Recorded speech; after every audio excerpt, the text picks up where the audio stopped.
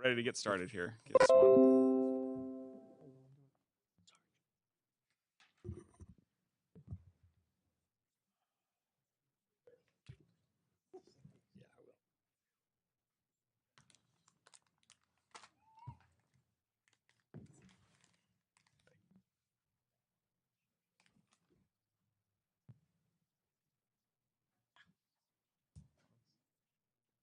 Where it got quiet. All right. Good evening and welcome to the 6 p.m. City Council meeting. All council members are present, and at this time we'd like to begin with the Pledge of Allegiance, and we've asked Alex, I think, Morales, to come on up and lead us with in the pledge. So if you'll come up to the podium here and yeah, get us started. If everyone would please stand.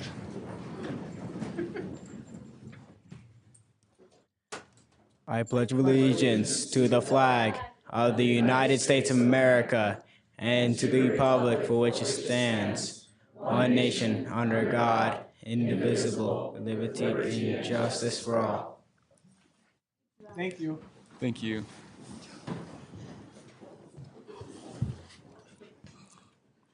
At this time, if you would please join me in a moment of silence.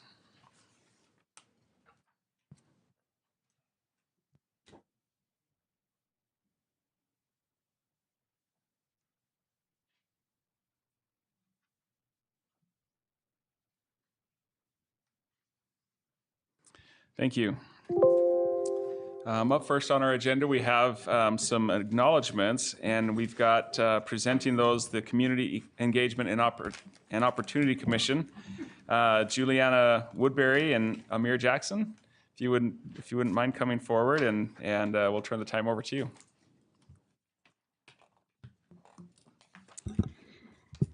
Thank you, Mayor and Council members. In honor of Domestic Violence Awareness Month and Suicide Prevention Awareness Month, we would like to present an organization and an individual making a difference here in Ogden City for the Council to recognize publicly.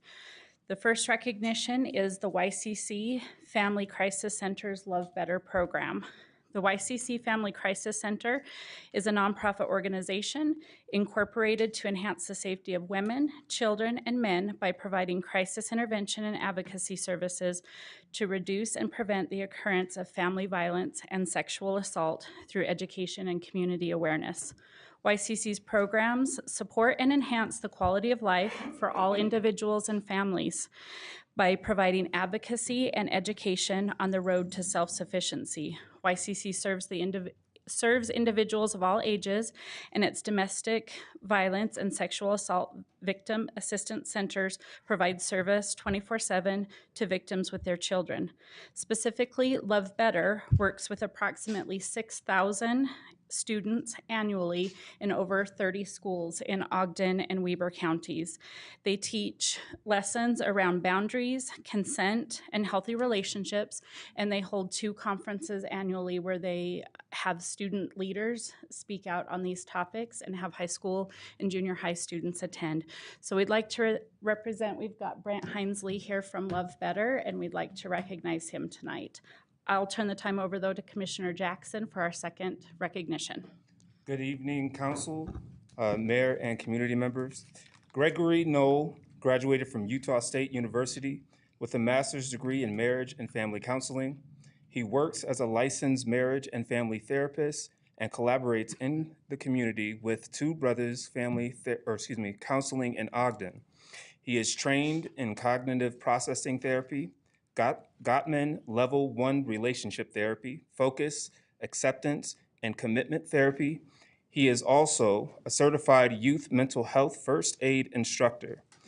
He implements evidence-based practices to help clients work through and heal symptoms of anxiety, depression, burnout, anger management, grief, trauma, and everything in between. Working in a university setting has allowed him to serve and work with diverse populations of clients who identified as Black, Indigenous, Latino, Pacific Islander, Asian, genderqueer, neurodivergent, non-religious, disabled, low socioeconomic status, and other marginalized identities. At this time, we would like to recognize both Brent Hinesley. and Gregory No.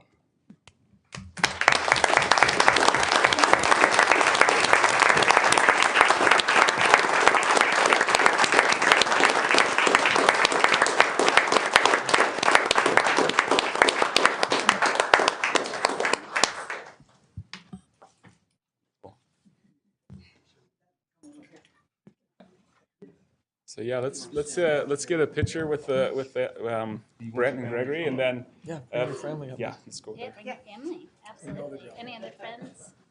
Yeah. I'm not even gonna try and name that commission, but yeah, anybody from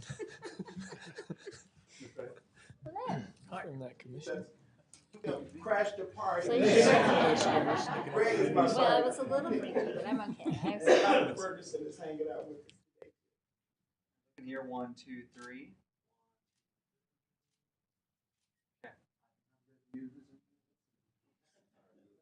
Thanks so much. Thanks for being here. Thank you so much. Thank you.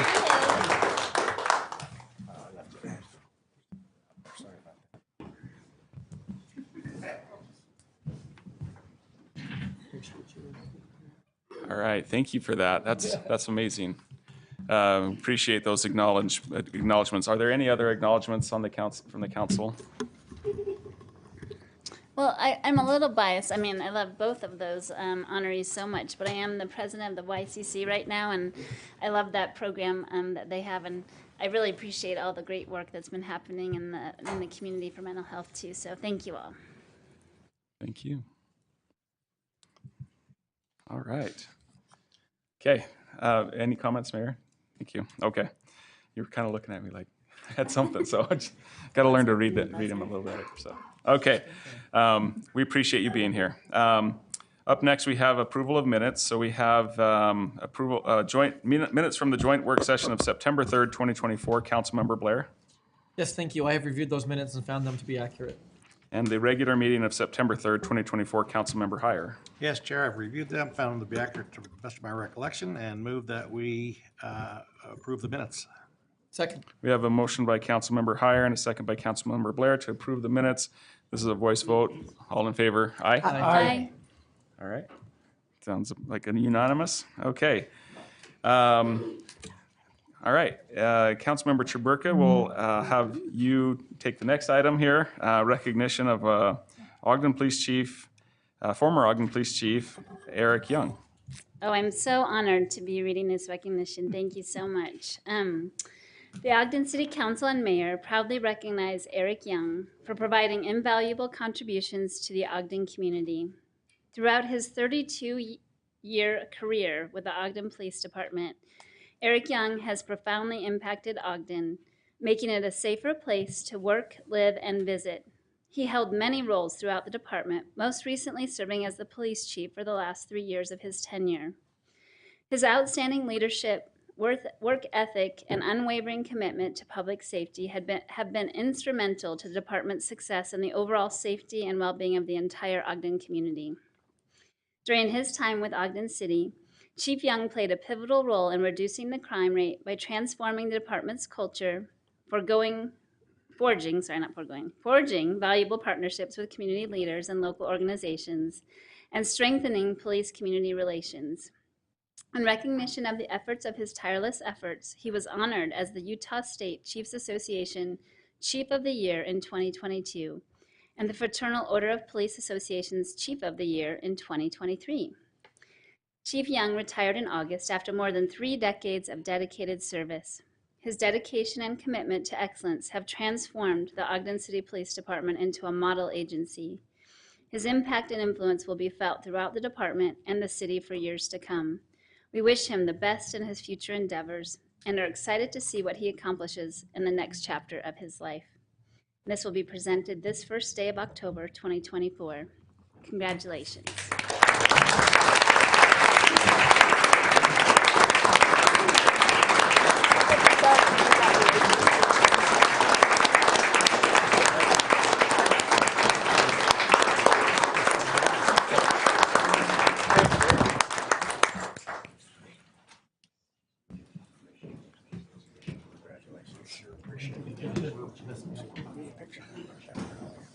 coming back. Sure we will. We got a photo? And sneaking up behind you. Are you doing it You want to again? bring your, invite anyone up with your family? Yes. Get the whole family up. Please, anybody you'd Everybody. like. Everybody should come. I have to. Yeah, come on up. I'll send you a copy. We'll get some from Brandon, yeah. Mhm. In here, 1, 2, 3. Yeah, I think. Chief, do you mind?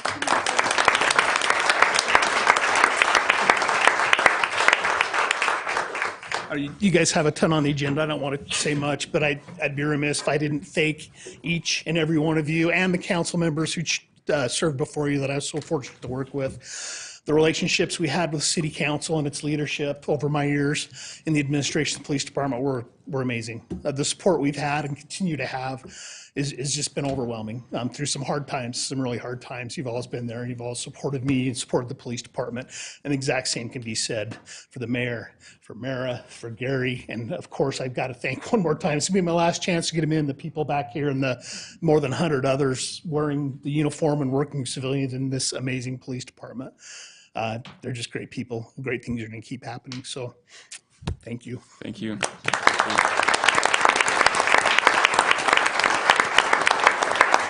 All right, council member comments? Does anyone want to?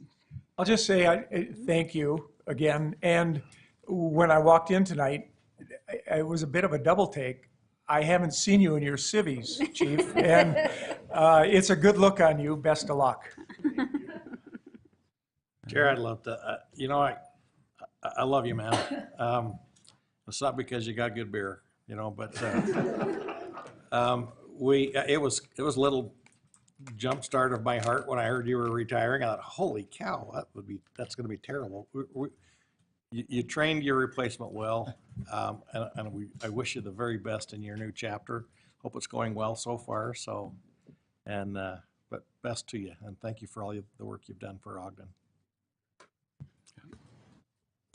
I just have a quick comment. When you came in, it was under some, we were in kind of a tumultuous time. And I remember reaching out to you saying, look, we have to go through our process. Let us go through our process. And you were just very open to that. You didn't get mad. You said, okay, we got to go through this. And so I really appreciated your demeanor through when we started that process, and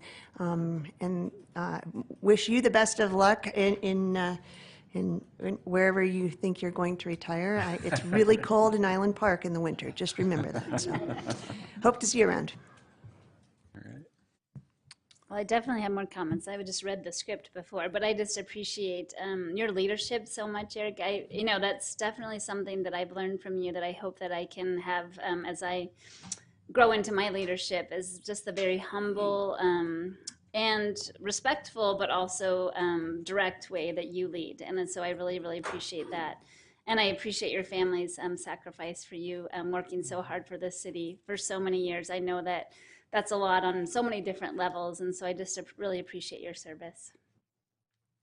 I'll jump in. It was an honor to work with you. It was an honor to get to know you, and it was an honor to watch you and learn from you. Like everyone, I appreciate everything you did for our city. It's hard to measure, but it's one of the things that people have said. They feel safer in our community, and that's a direct result of your hard efforts and your hard work. So I appreciate everything you did, but more so I appreciate the way in which you did it. I felt like you included us in the decisions that needed to be made, and you informed us of what we needed to do or needed to decide on, and what was coming to us in the future.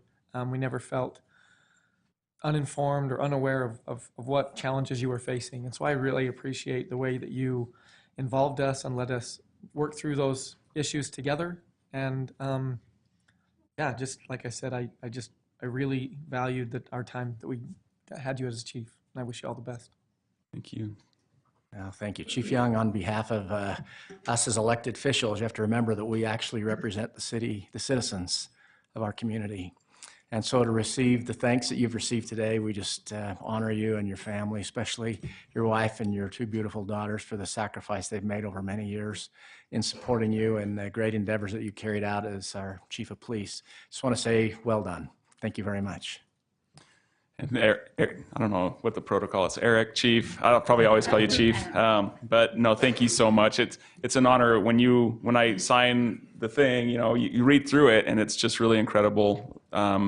Your career and your accomplishments, and it is remarkable. And I think something that I think everybody, when you look at your career, you could say, how can I make a difference? And following the model that you laid forward is the way to do it. So, Mayor. Thank you, Mr. Chair. And I just want to say that I agree with the sentiments that Councilmember Heyer shared when he said he kind of took a deep breath and maybe lost a few heartbeats when we learned of your retiring. The day I found out, Eric asked for a meeting. It's not uncommon. I'm kind of scheduled out like by the minute some days. And sometimes things come up and you have to move 1 minute to make room for another.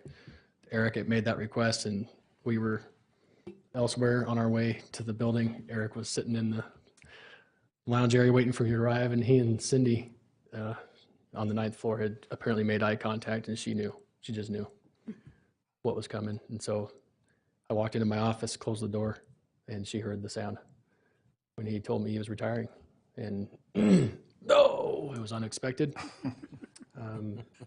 Wasn't exactly welcome news, right? But it was the beginning of a new process for me. I thanked you then, I'll thank you now for being my chief, and also for everything you did with me and for me to become my chief, if that makes sense. It's one thing to be the chief, it's another to become a chief for a mayor. That's a connection that's just, it's hard to explain. Very few people get to live that. But I got to live the experience of Eric Young being my chief and becoming my chief, and I'm super thankful for that.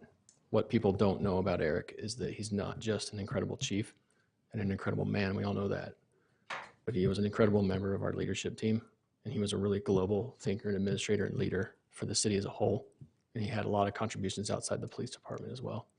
And he left us in a lot of really good hands in this room and beyond with your leadership legacy. You will be missed, and you won't be forgotten, but you're about to be replaced. Thank you for preparing the future beyond you. Thank you, Mayor. And I think with that segue, before we move on to the next item, just one more round of, if we can just thank you. And family. Yeah. Okay. Appreciate that. Up next, we have Mayor Nadolski to report on the appointment of a police chief.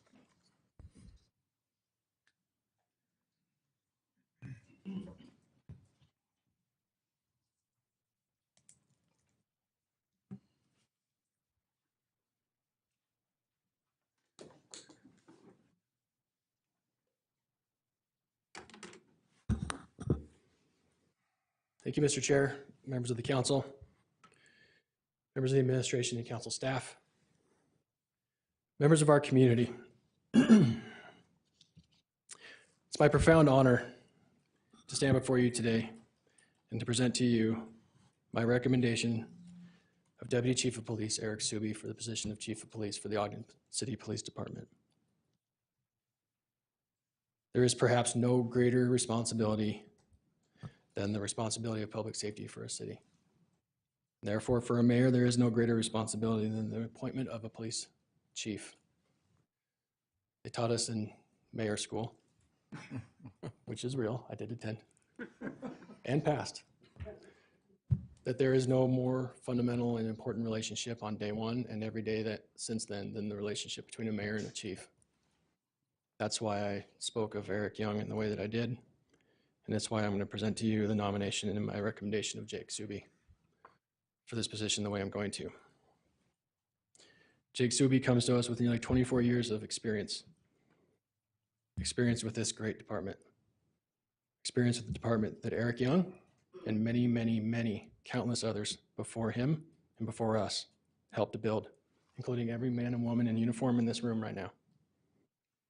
Not just those in uniform, but the people that surround those men and women in uniform built this department into what it is today. Jake has managed the department's budget. He's overseen disciplinary processes. He's served as acting chief. He's overseen the seamless operation of our department as the acting chief under my administration. He's helped develop and had insight and input into the development and the implementation of our strategic plan. He's helped set objectives that have enhanced our operational efficiency. He has experience in managing critical incidents. He also has a long and strong track record of building relationships in our community. He wishes nothing more than to build stronger, even stronger relationships, not only with our officers, but with our community, and particularly with our youth.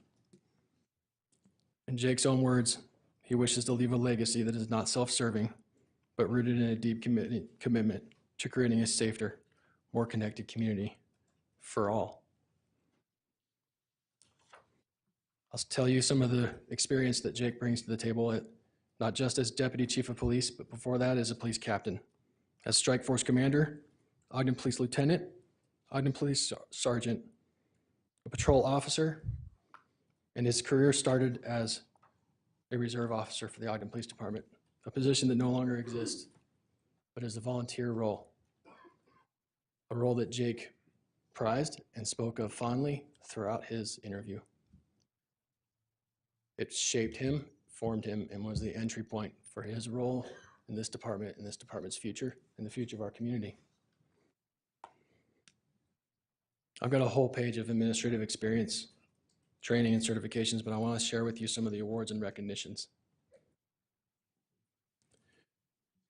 Jacob Subi, Distinguished Service Award 2003, 2 Distinguished Unit Citations 2004 and 2005. Ogden Police Benefits Association Police Officer of the Year 2007. State of Utah Gang Investigator of the Year 2007. Ogden Police Employee of the Year 2008.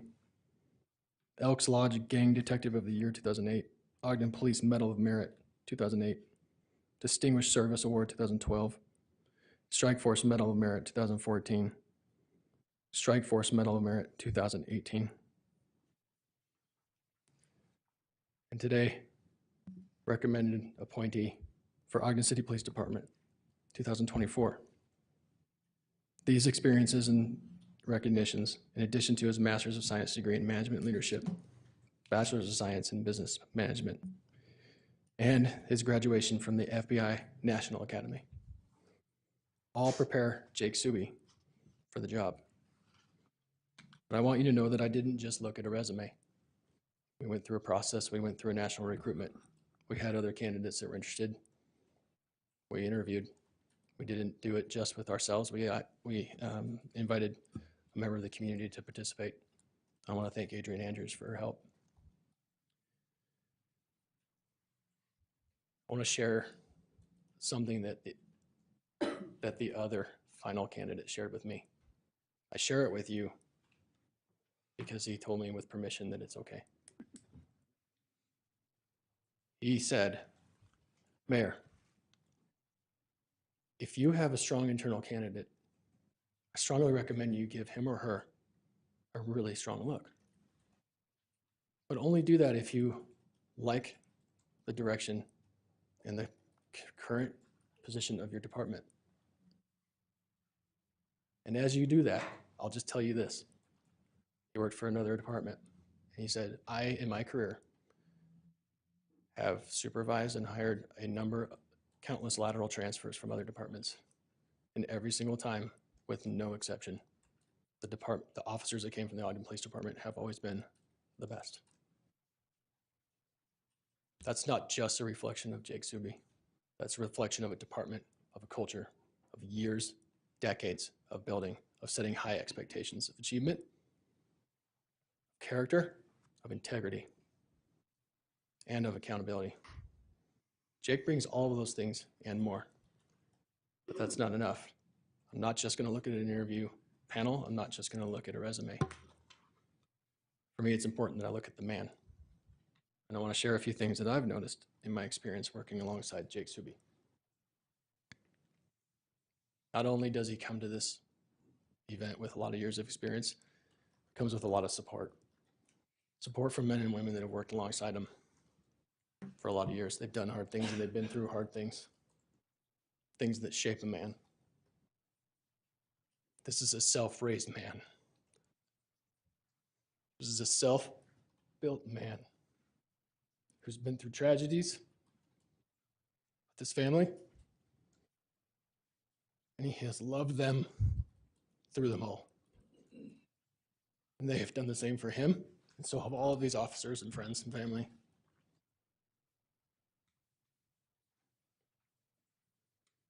I pay attention to how a man treats his wife. I think there's no more important thing than he can do for those two children than to treat his wife well, to treat their mother well, and that's what he does. I watch the way that he raises his kids. I pay careful attention to the way he talks about his children at the office.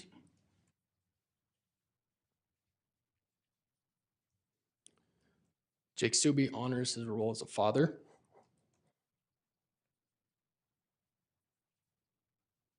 And he's really proud of his family and his kids.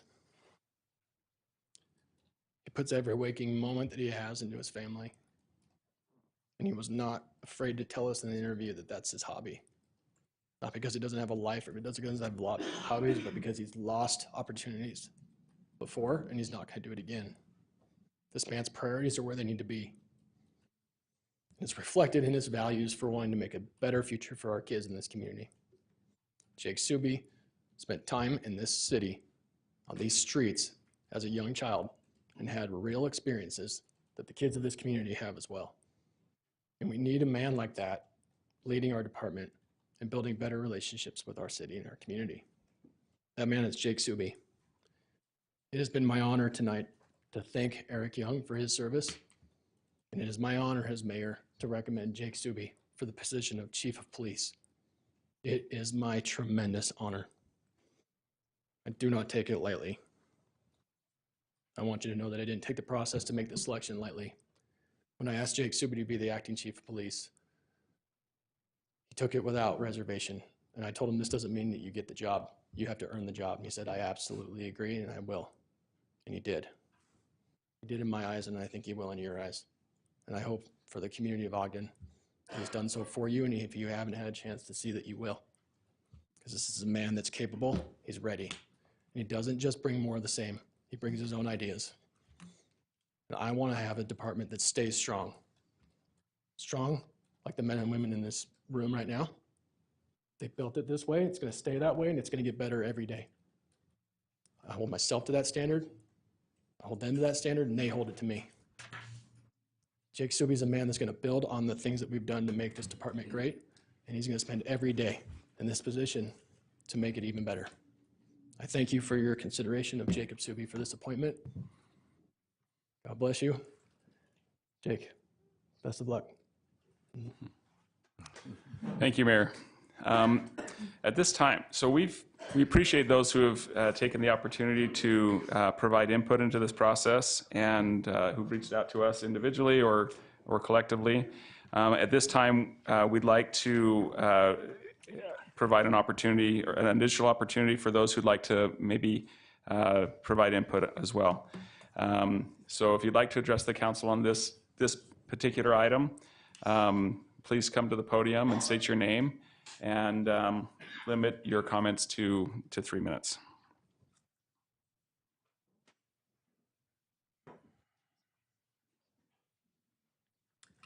Linda Sanchez.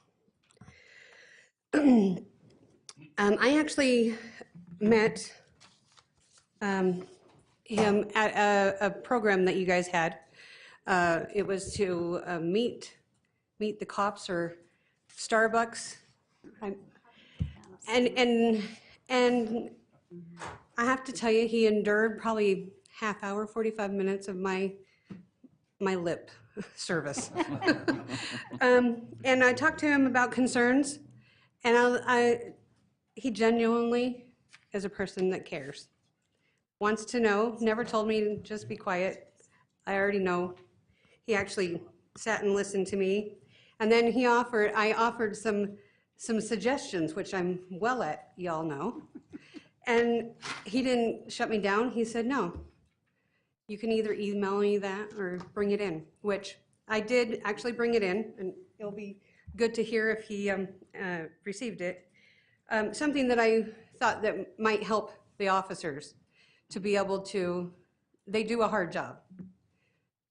They can't unsee what they see. They can't undo sometimes the things that they do. And sometimes you have to be okay with that. And so sometimes you need a moment to center yourself and to collect yourself and get grounded. So I appreciated that he was even open to have me even bring something in. I looked on their website, and I just cannot. Values. Ogden's good for values. I can't think of a better thing than values being excellence, innovation, courage, integrity, justice and equality, compassion. I just want to say, when I was listening to your speech, what stuck out to me is sometimes Ogden is hard for kids. Sometimes there's a very big why that happens, and sometimes it's not the best why. And connected community, what brings us together and what connects us, and examples of people that will just stop and listen, sometimes is the key to all of that. So I want to tell you thank you for meeting with me. Thank you. Thank you, Linda.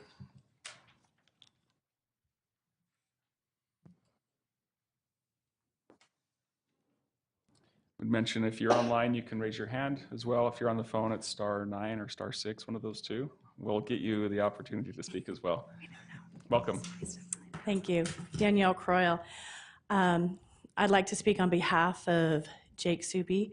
I've had the opportunity, was an employee here and worked with the police department and had the privilege to work with him.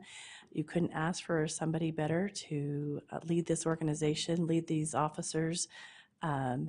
I also, in addition, have recently worked with him on the FBI National Academy Utah Chapter Board. He represents Ogden and Ogden Police Department very well with his contributions and his wisdom and leadership in that role also. And so I fully support you moving forward with promoting and affirming Jake Suby. Thank you. Thank you, Danielle.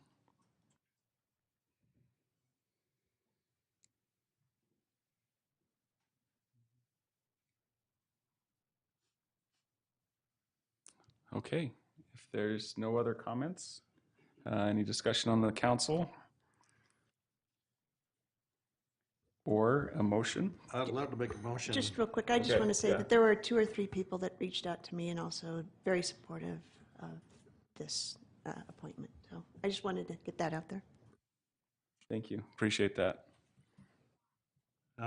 Chair, I would love to make the motion that we honor Mayor Nadolski's request to appoint Assistant Chief Jacob Suby as Chief of Police for Ogden City PD. And I make that motion. Second. All right. We have a motion by Councilmember Heyer and a second by Councilmember Myers to appoint Jacob Suby as the Chief of Police for Ogden City. This is a roll call vote. Councilmember Blair. Aye. Councilmember Chaburka. Aye. Councilmember Graff. Aye. Councilmember Heyer. Aye. Councilmember Myers. Aye. Vice Chair White. Aye. Chair Ritchie. Aye. All right, and with that, we would like to congratulate our new Chief of Police. Welcome to New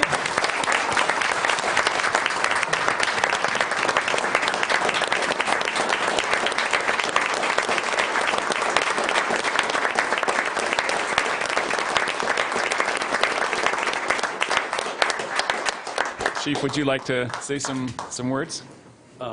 Yes, if you don't mind. Pretty emotional right now, so bear with me.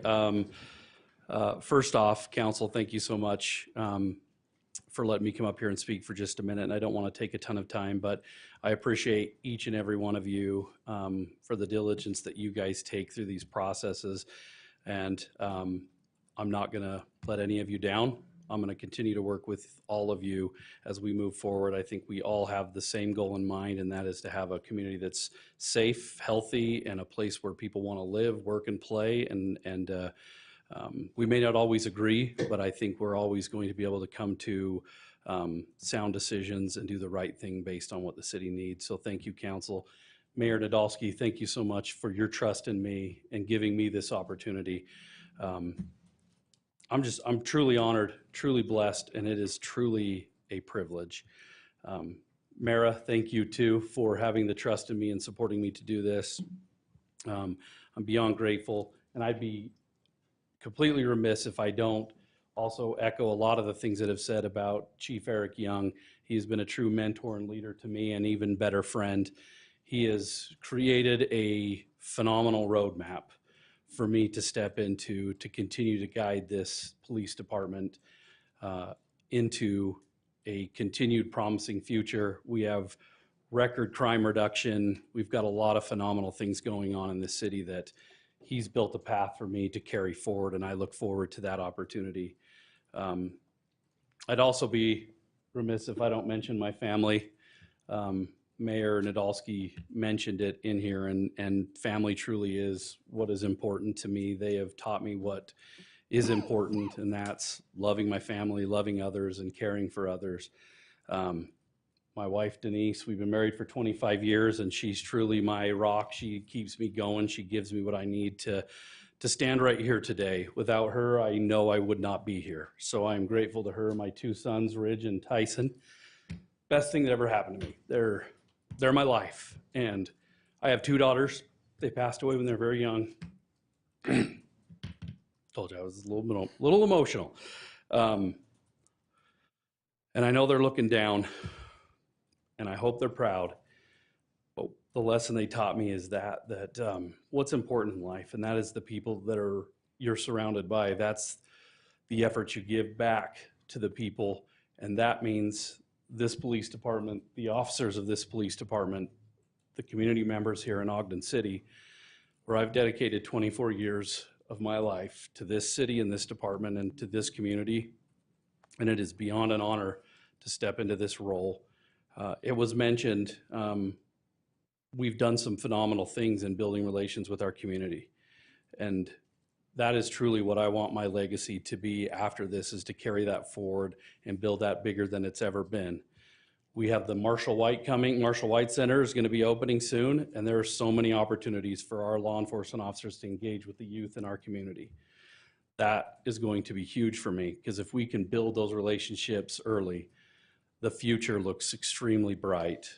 I think we all have the same goal in mind, and my goal is that, and that is to make this community safe, to have a community that can trust the officers in the department, which we've built that. We've got such great relationships built, and it's my goal to continue that driving forward and to take it to the next level. I want our community to know, as they have and continue to know, that they have a voice, that we're going to listen, that we want to hear from every corner of the city, that each person is important and their voice is important. And I'm very much appreciate the comments, and that was simply from a Coffee with a Cop situation, and I want to continue to grow those programs where we can listen and hear what people have to say, and potentially get valuable resources that we can pass on to our officers or pass on to other community members.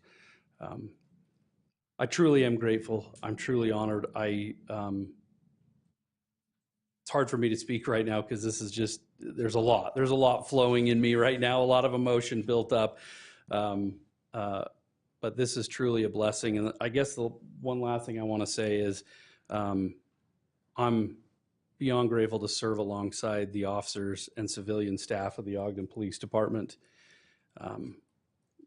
I support them, and I want to make sure that they have everything they need to be successful, so that we do have a safe community, that we do have a community that wants to interact and be a part of our organization.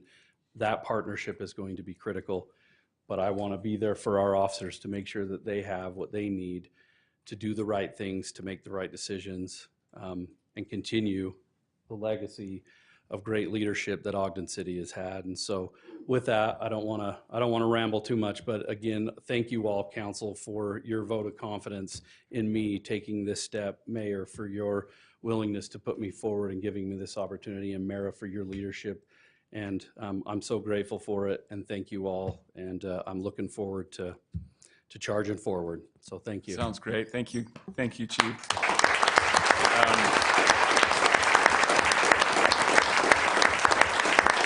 So we like pictures. We like pictures. So can we invite you and your family members to come up and we can get a picture? And again, I know that there's a lot of dominoes that are going to fall now with the organization. So we look forward to what's coming next. So yeah.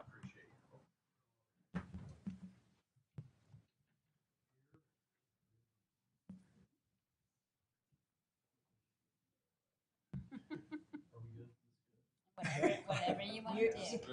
We'll have Brandon tell us whatever we need. Yeah, you're good. You're good. I'm looking here. 1, 2, 3. One more. 1, 2, 3. Security. There we go. All right. Congratulations.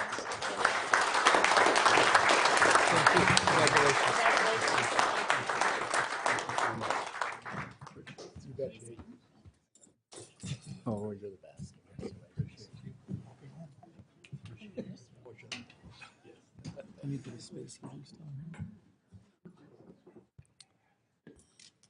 So I feel pretty awesome that it all came together on the same night. We were able to honor Chief Young and get Chief Subi started. So, okay. Thank you again. All right, up next on our agenda, we have some new business, and this will be presented by Brandon Garside, our Communications Director for the Council staff. Yeah. Welcome. They can go. Should we leave? You're good. You're good. They don't need to stay for all this. That little guy looks just like him. Yeah. Cute.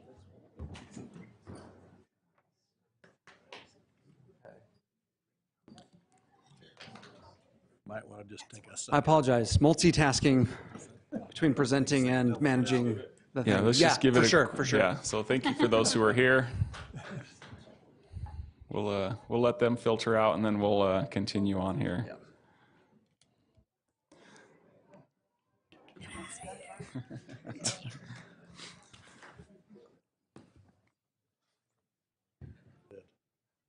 Okay, so here to present on the Ogden City Youth Council is Brandon Garside. Thank you, Chair. Members of the council. First and foremost, I think that was a pretty remarkable thing for the youth council to witness and be a part of, kind of passing of the torch, and kind of seeing some up close and personal how the job of a city official and the different special things that you get to be a part of. So with that, again, you mentioned it. My name is Brandon Garside. I'm the communications director for the council, but also the advisor for the Ogden City Youth Council. And we're just going to go over some changes in the bylaws that the Youth Council had addressed and would like to see changed, as well as kind of a preview of what's going to come forward. Before I do that, though, actually, no, we'll do this at the transition. I'll go over the bylaws, the proposed bylaws, and then the Youth Council themselves will go over the proposed, or not the plans for this year. And when we make that transition, I will have them all come up and introduce themselves to you, as well as their positions. We'll get there. So first of all, there we go. This is just the list of changes that we are proposing for the Youth Council, and that includes name continuity, residency exceptions, meeting dates, attendance requirements for being considered for the chair. And this is one we did not talk about in the work session, that is clarification with the position of the recorder within the Youth City Council. So name continuity, previously it was the Ogden Youth City Council, and to be consistent with branding throughout the city, Ogden City is the organization, and everything that comes after is the department or division. And so for consistency's sake, any mention of this body throughout the bylaws, it's referred to as the Ogden City Youth Council, and under that same spirit, the Youth Council Executive Committee. So that's that change there. Residency exception. So right now, council numbers, the youth council numbers aren't as high as we would like them to be, and we expect that to change as we continue to get in the doors of schools and on campuses to show what the youth council is. So we will retain the rule that applicants must be high school aged Ogden residents, but allow that exceptions be made by approval of the youth council. And again, once we get to a point where we are turning people away, we will enforce this rule without exception. Dates and attendance, this is just subject to the council each year, and we've selected Mondays. And so as we get into more meetings and try to fill those up, we will be reaching out to you to come and speak to the council. You as well, Mayor, we would love to have you come to a meeting or two. And as far as the attendance requirements, we decided that that would only apply to the executive committee, and repercussions for unexcused absences would result in a potential removal from that leadership position. And this was a great idea that the council came up with, and that's to add language to require 1 full year of service on the youth council before being able to apply or be considered for the chair. It just makes sense to have somebody who's had the experience, knows what the youth council is and what it could be, having a vision for what it could be, and being able to exercise some leadership opportunity there with some experience. And as far as this is the new item that was brought to my attention between the work session and now, and that's the clarification of the youth council recorder, not to be confused with the Ogden City recorder, as to avoid any legal postings of public meetings. These meetings are not public. These are educational more than anything for the youth council to learn about local government, exercise leadership, and those sorts of things. So with that, I would invite the youth council, every single one of you, to come up and introduce yourself. So we want to hear your name, your position in the council if you have one, and your year in school and where you're going to school. You got that? That was a lot all at once. But with that, I'll turn the time over to the youth council. Thank you. Welcome. Hi. So my name is Ellie Gomez. I'm in 12th grade and I go to New Ames. Is that what he asked? Is there a position on the council? Actually, I'm the chair. Yeah. Hi. Yeah. We knew that. Hi, my name is Catherine Calderon. I am a senior at Ogden High School, and my position is the recorder. I'm Avery Brunson. I am a senior at Bonneville High School, and my position is just a committee member. My name's Grace Malin. I am a senior at Ogden High School, and I am the vice chair. My name's Victoria Martinez, and I'm a junior at Ogden High. Hi, my name's Ursula Naranjo. I'm a senior at Ogden High School, and I'm treasurer for that. Hi, my name is Anthony Martinez, and I am the social officer for the Ogden City Youth Council. And I go to Ogden High.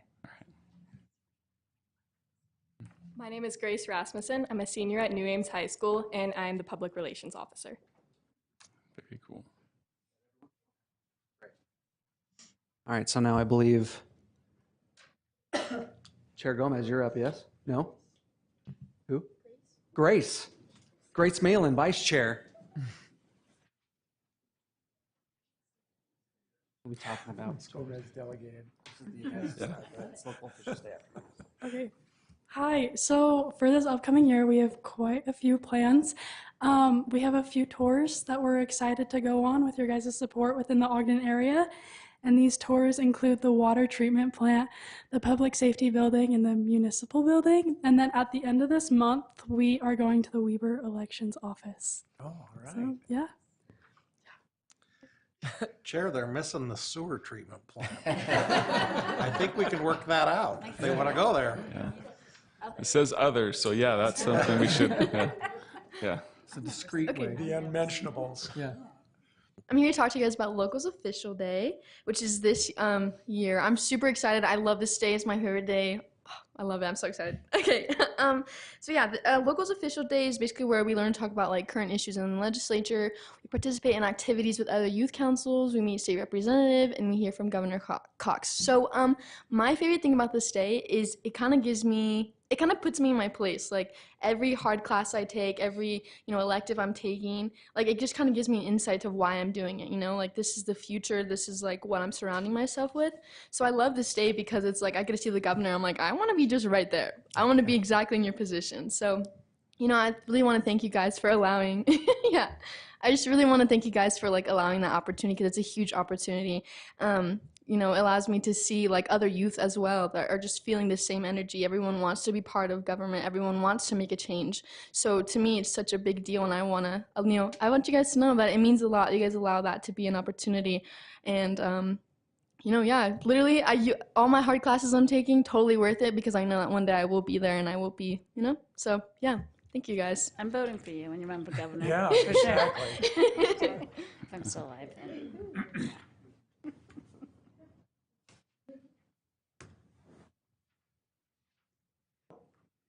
So I'd just like to talk a little bit about the service projects that we have planned.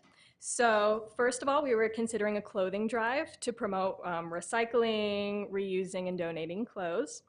And we also had the idea of planting flowers for Veterans Day or Memorial Day in order to honor loved ones. And we'd like one of these projects to be for the Utah My Impact Challenge, which is the Bill of Rights Institute's National Civics Contest. So that would mean a lot to us as well. Thank you. Thank you.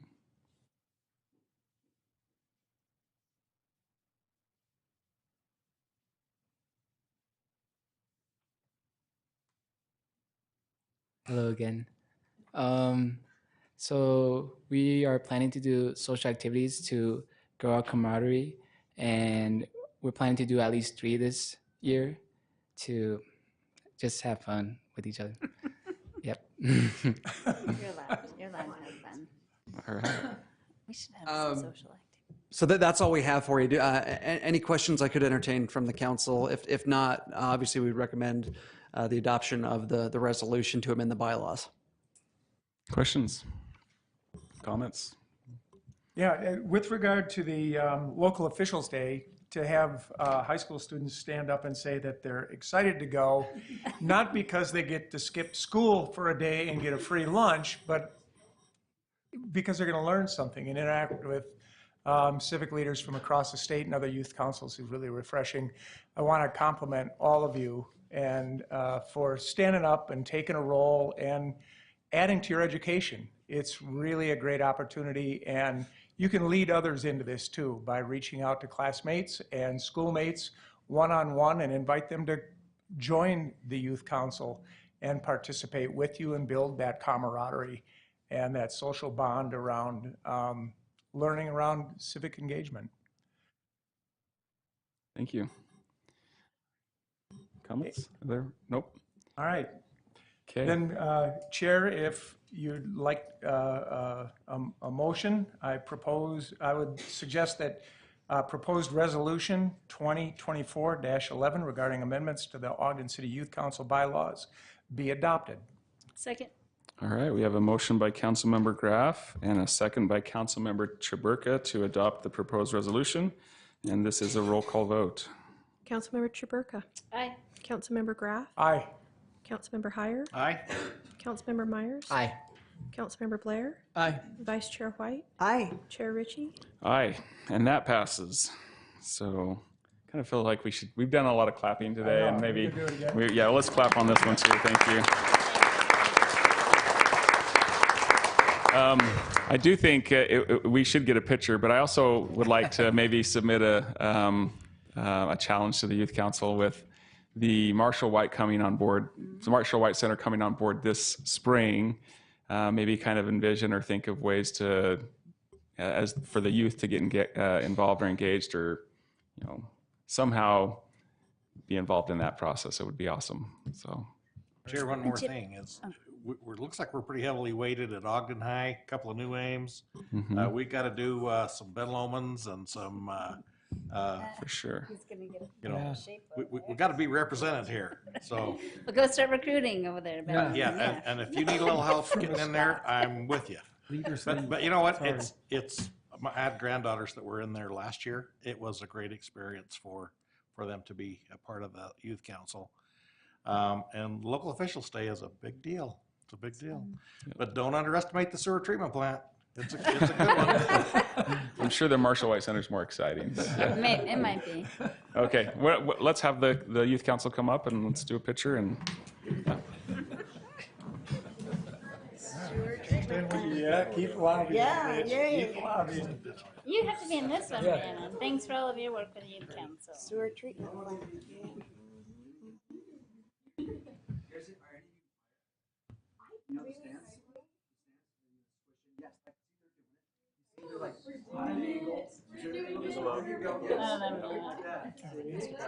Yeah.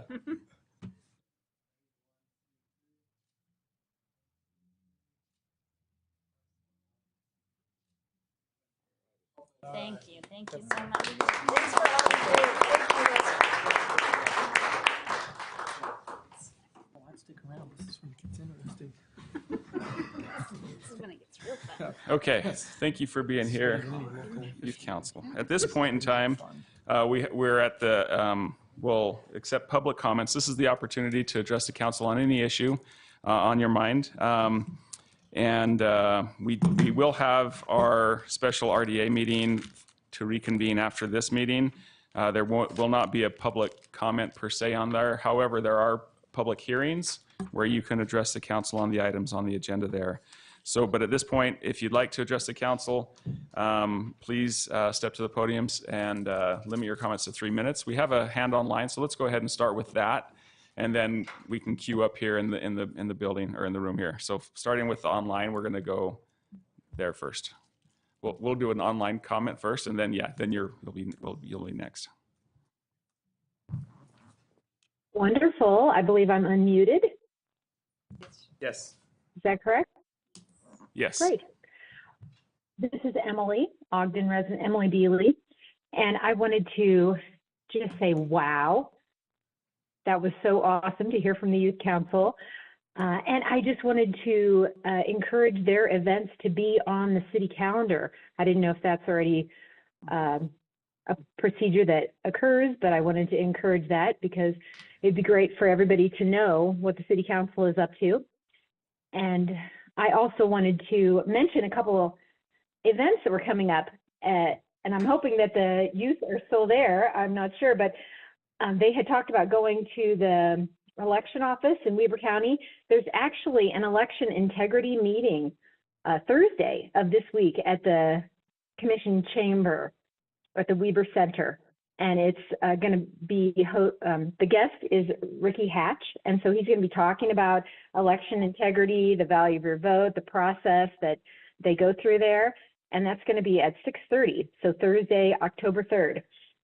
That is something they might want to join in and get very familiar with that. The other event that's coming up is extra special. I just want to give such appreciation to Mayor Ben Nadolski and Council Chair Ken Ritchie, who have agreed to a meeting with the Ogden residents just to discuss the budget process and the taxation, so we can have a better understanding of what you guys go through. And my hope is that this will prompt more people to get involved in the process, because we realize it expands over months and months, and participation has been very low in the past. And I'm hoping that to get a distillation of the process that you all went through, and an explanation of what the tax increase is going to be used for, and that kind of things will prompt people to make a note to get more involved next year when this process comes around again, because it will come every year. And I also just wanted to commend the council members for engaging so deliberately during the work session, because I think it's so valuable to take advantage of that time to ask questions and seek clarification, because so much goes on behind the scenes that you all aren't privy to. You have to have opportunity to ask questions and be brought up to speed. So I just really appreciate you taking advantage of that. So thank you for your service. Thank you.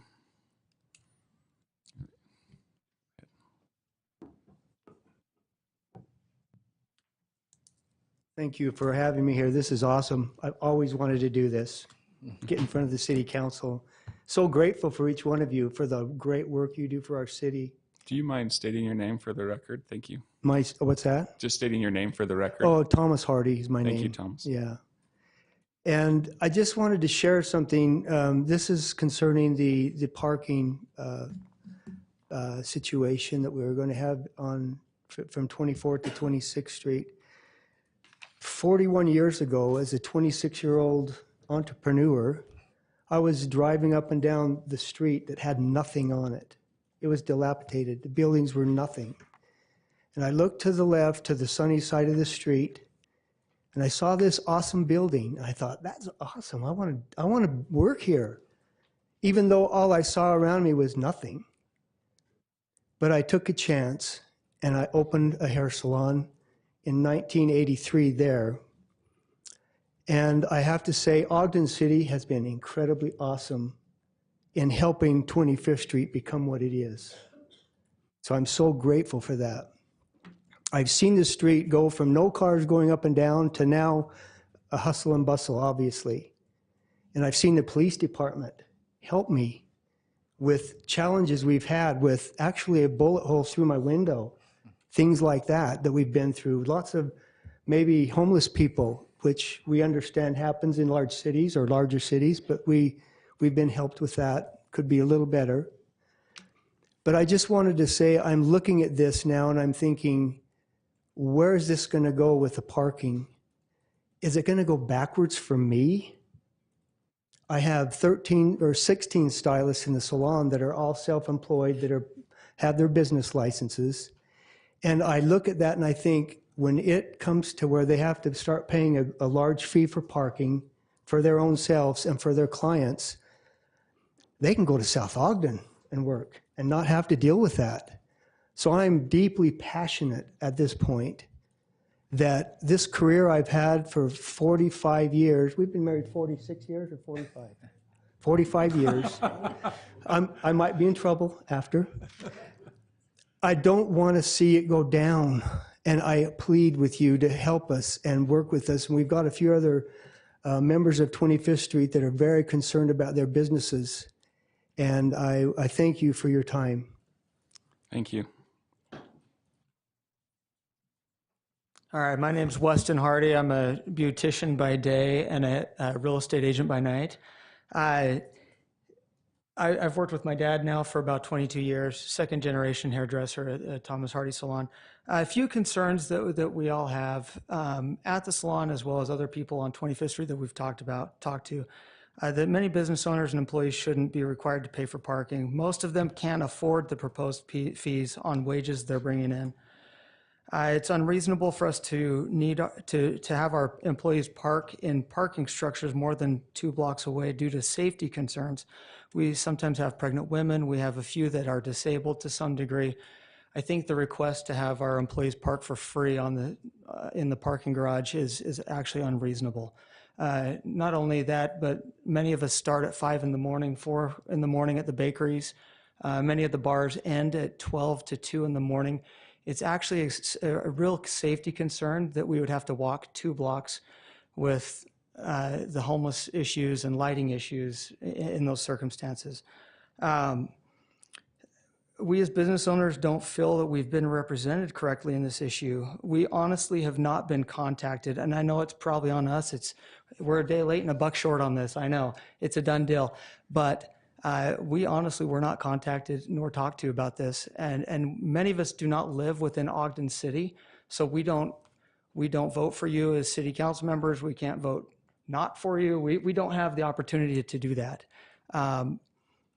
And we, again, appreciate everything you do for Ogden. We love Ogden. It's awesome, and we want to work there. If the 2-hour limit on parking lots was being enforced as it should, we may not have a problem with parking at all. And in fact, every day we've taken a picture out there in the back of Electric Alley, and they're honestly, I mean, it's 20 to 30% full. So we don't necessarily have a parking issue there now at this point. We would suggest that none of the paid parking start until the WonderBlock is complete, which I'm not sure if that's what this whole thing is to fund or not, but that's what it sort of seems like to us. We would propose a few things: drastically reduce or make parking free for employees. I think this is a necessity. Perhaps a validation process for clients, but it cannot be put back on the businesses to pay for that. Paid parking on 25th Street only, maybe. No paid parking on the lot behind 25th. Maintain the 2-hour parking limit. And right now we get, we do receive 2 parking passes when we renew our business licenses. If that could continue, that would be helpful as well. Trying to offer some stuff to help you guys out, to help us out. We would love to start a conversation. We don't want this to be a negative thing. We want to be a positive force here. Thank you. Thank you.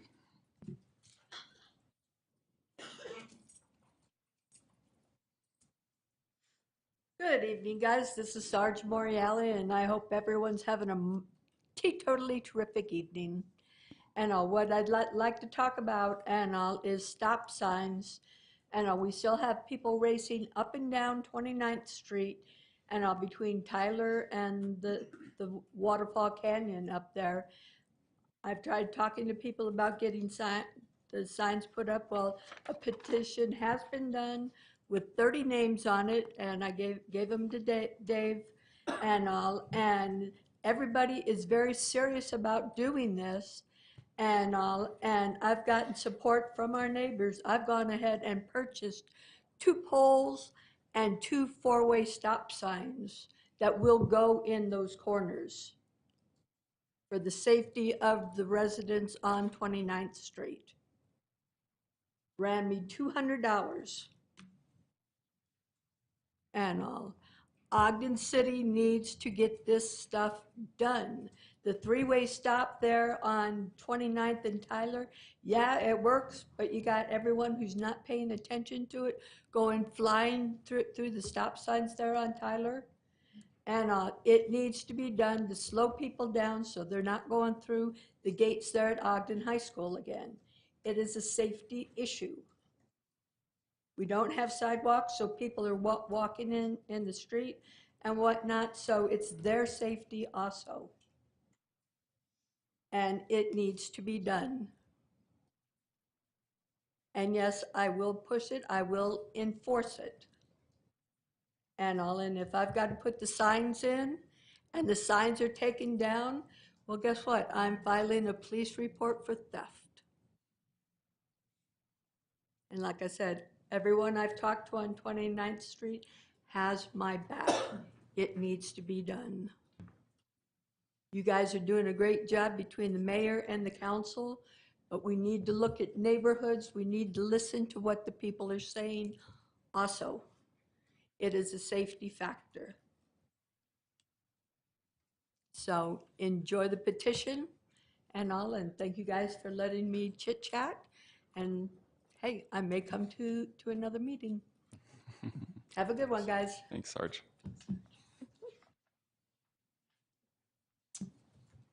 Hello, Council. My name is Thane Fisher. I just wanted to also add on the parking issue.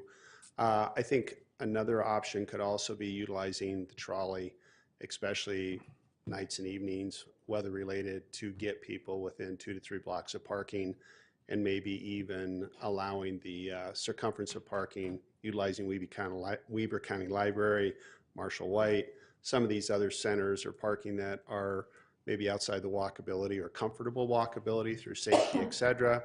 And so I think the trolley might be something that obviously there's an economic discussion around that as well. So that's one thing. And I'm actually happy that we're talking about parking because it's a good thing in the long run. I think it's good for us. So the more people we have downtown, we just need to have a plan for it. Thank you. Thank you, Thane.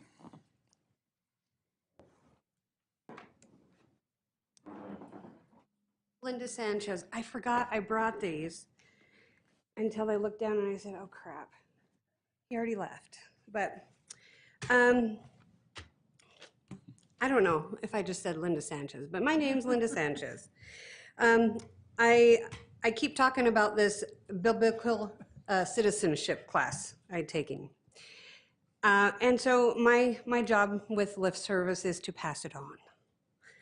So a couple of things is just to remember that if you are not a patriot, you are selfish.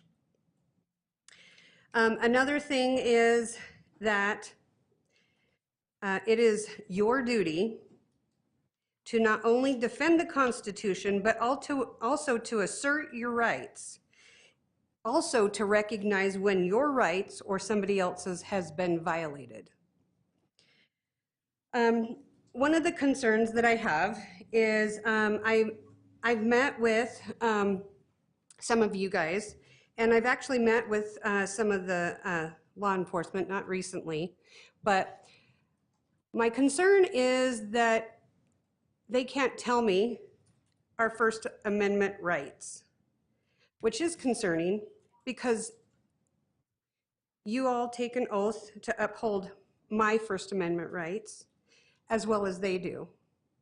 So if you don't truly know what my First Amendment rights are, how do you know when they've been violated? Because you remember, if you don't know your rights, you have none. With that being said, I do love and appreciate all of you, even though sometimes it doesn't seem like it. I'm just a good reminder. It's like your mother saying, wash your hands, wash your hands, wash your hands. You know, I feel like I need to stand and say things. To remind all of us, a veteran once told me, he said,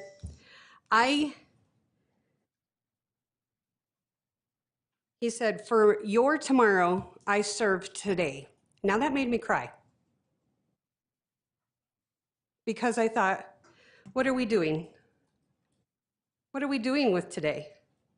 So a couple of weeks ago, I went down to the Lantern House, which if you haven't been there, it's a very humbling experience. And I saw this little boy, and I thought, and the elderly people. Now I know that we have things that go rampant and we make choices that we have to live with their consequences, but literally my life was just shattered. Just thinking, isn't there some, I wanted to take this little boy and just take him out of that situation, but I can't do it. So to spend whatever time you can to volunteer or to do anything, literally for the, I forget his name, Brandon or whatever, youth council, that would be a good place just to go see, because you don't always see it. Thank you, Linda. Appreciate it. These, You can give them to Eric here, and then we'll get them where you need them to get. Thank you.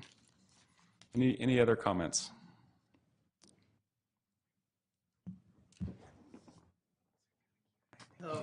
I wanted to comment on something from the RDA agenda. Is this a good time? So we do have a public hearing in the RDA meeting to address those items specifically. Fantastic. So yeah. Okay, I'll wait then. Okay. I think Or this is his opportunity to talk about that. well, we do have a public hearing where Oh, that's on right, the okay. on the meeting. Okay. On the Okay. agenda. Yeah. Is if it's the budget amendment or if it's on the sorry, let's just clarify this.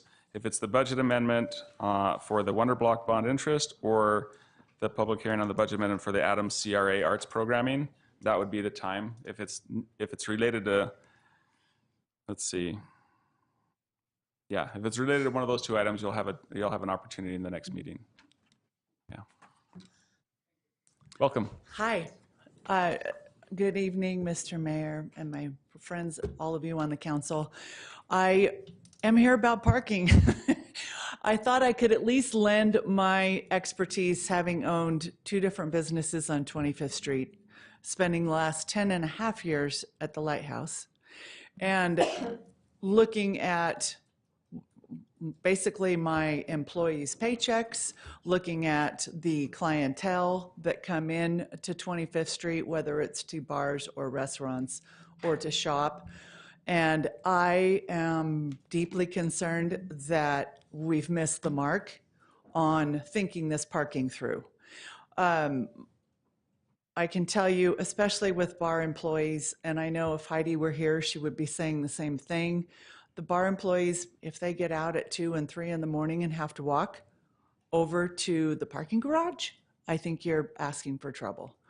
I also laugh a little bit that everyone thinks Ogden is such a walkable city until it snows. And it's great to walk 3 blocks when it's a nice summer, spring, or fall day, but when it's snowing out and you just want to run in and grab a bite or go to Thomas Hardy Salon and get your hair done, it's a bigger deal. You're not going to walk 3 blocks to do that. And I really feel for the small businesses that are, selling things that it's not going to be worth someone's time to pay to park and then to go get their cup of coffee, loaf of bread, whatever that is.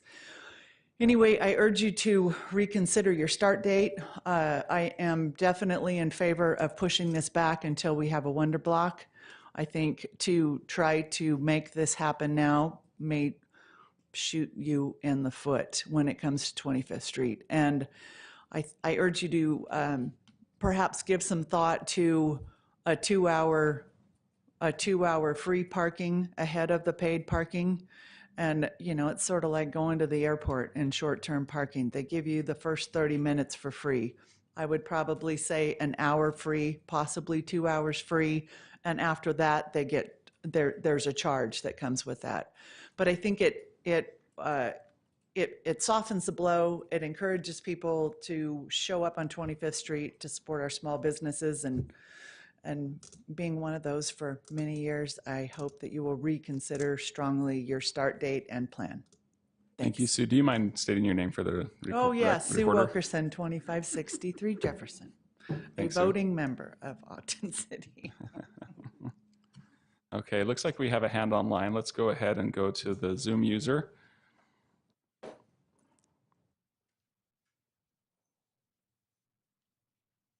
Can you hear me? We can. Okay, this is Amy Wicks, Ogden resident. I wasn't going to speak on this, but I will. I have not talked to a single business owner on 25th Street who's supportive of the paid parking. I've had a lot of people reach out to me to see if this is already a foregone conclusion.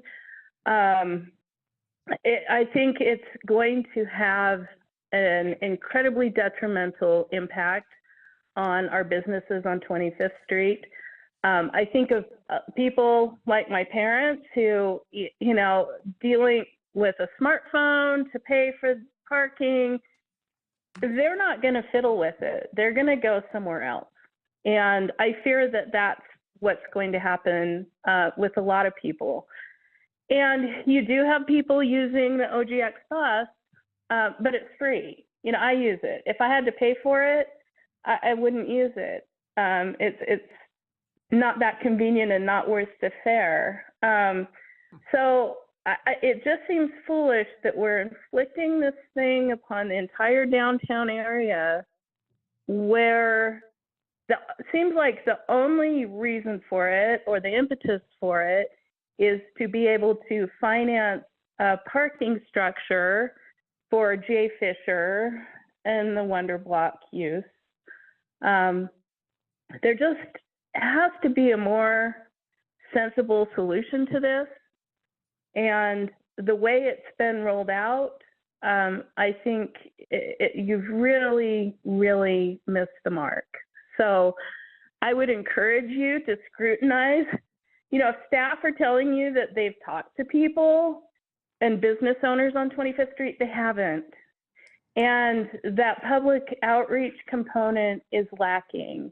And for you to just go full steam ahead on this without engaging the people most impacted by it, or to even, talk to Ogden residents who are using 25th Street. Having to go back and pay parking when you've wandered a couple blocks away, it's not going to happen.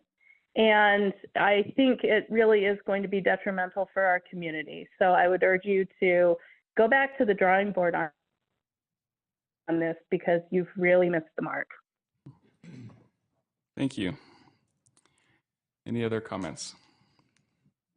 Yeah.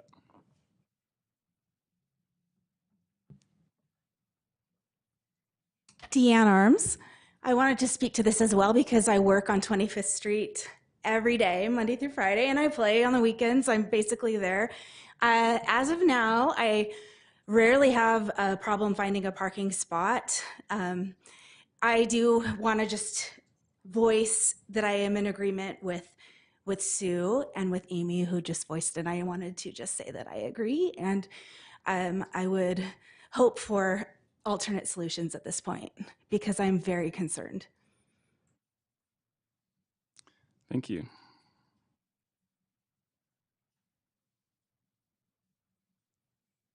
Any other comments? Okay. So with that, appreciate you being here. Appreciate you expressing your concerns. And seems like there's a number of comments, of course, about the parking, some ideas there. And I know that parking is here. The paid parking is going to be rolled out. And so the manner in which it's rolled out, it sounds like there may be some opportunities to do some things there. And I had a conversation with Mayor and Mayor Brown about some things here, but if you'd like, I could turn the time over to you. You can address some of those concerns. Thank you, Mr. Chair. And I want to start by, there's a word that we used in the police appointment. It was accountability. And I want to start by taking accountability for mistakes made and shortcomings. They're mine to own. It's my job. It's my responsibility. I want to say that I'm sorry for not doing it right. I'll also say thank you. Thank you, one, for stepping up and stepping out. Two, I know how much frustration there is. And I want to thank you for your grace and your humility, for the way that you approached this tonight, given everything that's at stake for you. So I want to tell you that I, as a man, not just as a mayor, I want to honor the years of work that you put into 25th Street in this city. I don't want you to feel the way that you do.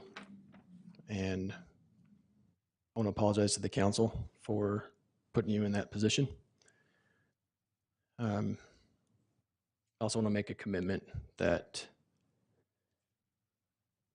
might not mean anything if you didn't have anything to back, if I didn't have anything to back it up, but that backup will be coming. But the request was to delay. I've already told my staff that we will not be executing anything in the near term. We're not going to proceed with the amount of input that we've had, not until we feel comfortable and until you feel more comfortable. I also want to say that we're human. We're all human, and building a community is hard. Sometimes it hurts. You ever build anything, you hit your hand with the hammer, whatever it is, your back is sore. Your hands, you get blisters. It hurts. But you love it along the way. That's what we're doing. We've taken some lumps and some bruises. They've been deserved. I'll just say that I want to own those and receive those. And I want to return the grace and the humility that you've offered to me and to us, to you. We will be pausing any implementation of parking downtown. We're going to redouble our efforts on our outreach and engagement. We're going to do it in a different way. We have a discussion in our administration often. It's around community engagement and communication. But those aren't just tactics. There's processes, there's people that are involved. We've learned lessons in our tenure here, but there's also lessons to be drawn from best practices. I'll just admit, personally, I've sat at many a table and listened to lots and lots of pressure from 25th Street business owners saying, what are you going to do about parking and when? But it doesn't mean that I've heard them all. That's for dang sure. I asked my staff to help me recall the outreach efforts to date, and they started all the way back in 2022 before my tenure as mayor. And some of these events, there's 23 of them all in total so far. I also recognize there's an over-reliance on a few tactics that we thought were more representative. In good faith, we thought we were doing good. And it turns out with that component of the downtown business community, we did good. But recent days have shown us that we didn't do enough. And so we've got to go deeper. We've got to go longer and farther to get to better input. But input's one thing, buy-in's another. I want to share, I don't think it's a secret that, and Sue, you said it's like parking at the airport. When you say airport around here, we all go, ugh. It's been a hard one, right? For a lot of years. We've had decades of conflict at our airport. And I want to share with you the process that we've been using to lower the temperature at the airport, but also to gather stakeholder input, to truly gain buy-in, not because we're trying to convince them to believe and support what we're telling them, but because the input is coming from them, and so are the recommendations and solutions are coming from stakeholders.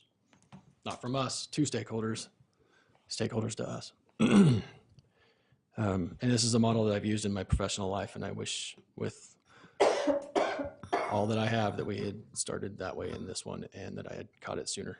But a lot of things happen in this building. Sometimes I find out when they're at my feet, and we'll own it, apologize for it, and promise to fix it using a similar model. What we've done at the airport is there have been some really hostile times, tough issues, litigation, personal stuff, livelihoods at stake, decades of investment in line. And I went to some key stakeholders and I said, I want you to give me 8 names. I want them to represent the state. I want them to be stakeholders in the airport. I want them to have credibility with the broader airport community. I need them to be collaborative in their mindset. Someone that's willing to roll up their sleeves, think long and hard, and truly give critical input. And then I'm going to reach out and meet these stakeholders at the airport and get to know them. And I'm going to choose a group, and we're going to bring our staff to the table, and we're going to provide outside expertise and third-party facilitation, and we're going to have real discussions. That's what we've been doing since I took office. We are on our way toward Title VIII revisions that have long been needed. And if anybody has spent any time at the airport, you've felt that the temperature is drastically lowered. That is not by accident, it's by design. It's the hard work by our staff. Really, really hard work. And last week we announced that our new airport director has started. And through 9 months of work, we feel we've created an environment for him to possibly succeed. That's how hard it was. We've done it, we're doing it there. We're going to do it here. I don't think it'll take as long, but I do think we need to take some time and back up and do it right. That's my commitment to you. It's my commitment to the council. A comment that Council Chair Ken Ritchie made on behalf of every one of these council members to me that resonates with me was just make sure we get it right. We can't start too early before we're ready. Just make sure we get it right. And those words ring true to me today. It might cost us more time, but we're not going to take our chance of getting it wrong. Now, when we bring the airport stakeholders together, this is what I told them. I said, as the mayor, I have to lead on the outside and I have to lead on the inside, right? External community leadership is why I'm here. And I help deliver services for our people as the mayor by leading internally. right? And sometimes, and in the case of the airport and in the case of 25th Street, it's my responsibility to do everything I can to lead the community and our staff to the same table and do everything I can to send them in the same direction. So that's what I intend to do here. That's my promise to you. It's a process that's proven to work, and I know it can work here. All we need are good faith. All we need are good people. All we need are people that care deeply for our city, and we have that, no doubt about it. So that's my commitment moving forward. I just want to say that I'm sorry. I want to own and take accountability for where we're at, and I'll take accountability and own where we're headed. Your success matters deeply to us. We are not here to tell you how to succeed. We want to hear what you need to succeed. We do have a parking challenge. I do hear that a lot. We've got to come up with solutions. We're going to need your help. Okay. So that's what I wanted to share for parking. And if anybody has any questions, I'm happy to help answer. But Amy Wicks was right that the public outreach component has been lacking, and we're going to rectify that. Thank you. All right, appreciate that, Mayor. I think it's also important to recognize that, you know, we have a lot of investment going on in the downtown. There's a lot of change that's planned and a lot of exciting things coming forward. So we need to find a solution that works forward, you know, working forward and moving forward on some of these things as well. So, okay. With that, this will, I'll take a motion to adjourn this. Oh, may I just quickly make a comment? Oh, I yes, apologize. yes, go ahead, sorry. I was going to say, I appreciate that so much, Mayor. I mean, I think when we were on council together, we did some of that, or we attempted to do some of that work together, and I'd be happy to help in any way, because I did try to raise red flags to the past administration, as you might remember, about this, because I knew that the word wasn't getting out in the way that it needed to be, but I didn't feel it was my place to, you know, take over that process. But I'd be happy to work with you, because I think there's a compromise everywhere, and there's things that can be done to make it work for everybody. So I agree. Yeah, Thank you. thanks for the offer, and I know it's genuine, and I was lulled into a sense of complacency and comfort because I got to a point where I felt like I was hearing the same things. And to me, I thought that was a symptom that we were hearing input that was universal, and it And I wasn't. don't, So yeah, and I don't only put it on certain, you know, No, I know. people Yeah. or things like that. I just think that that's often how we work, right? Is like Yep. ask people to come to us versus go to the places where Exactly. people are. And Yeah. you know, my thinking around that too. So. I totally agree, and thank you for your support and your offer. It's much, much appreciated.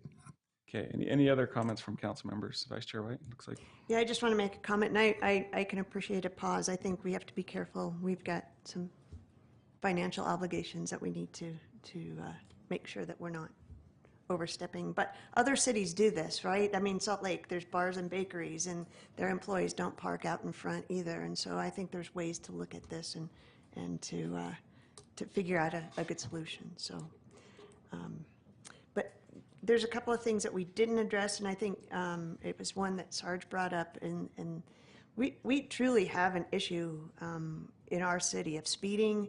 We have an issue of people not paying attention, and I think we need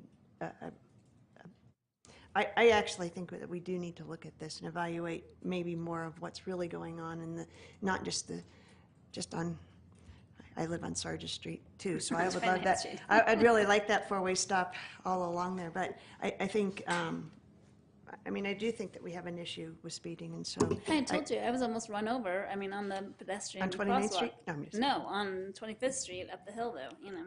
People aren't Yeah, watching. right. So, yeah, so I think, you know, the more that we can get the word out of people paying attention, getting off their phones, looking both ways, those kind of things are, and just slowing down. I mean, Slowing down. yeah, so that was my comment.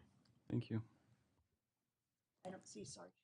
She's right here. Oh, sorry. Over there. Okay, we have a motion to adjourn. Mr. Chair, I'll make a motion that we adjourn.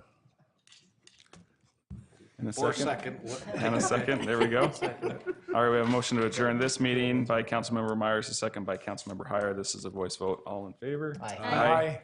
Okay, just bear with us while we reset up for reconvening the Special Redevelopment Agency.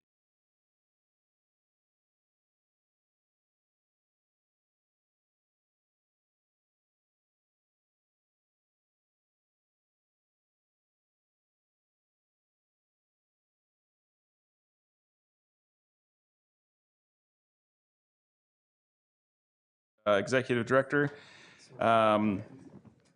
Next up, we have a public hearing on two separate public hearings. We'll first hear from Justin Sorensen on a proposed fiscal year budget amendment for the Adams CRA Arts Programming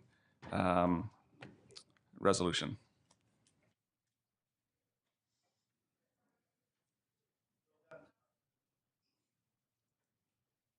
And Sarah, you're welcome. Yeah, hear from both of you.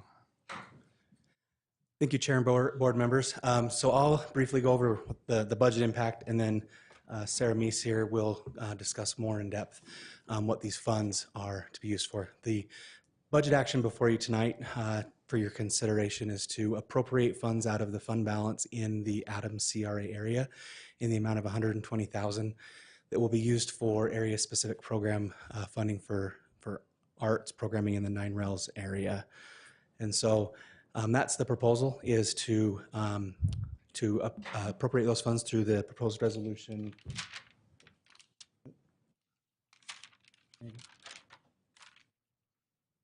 No, but through the proposed resolution. So I'll turn the time over to Sarah, and then she has some slides to share, and then if there's questions after that.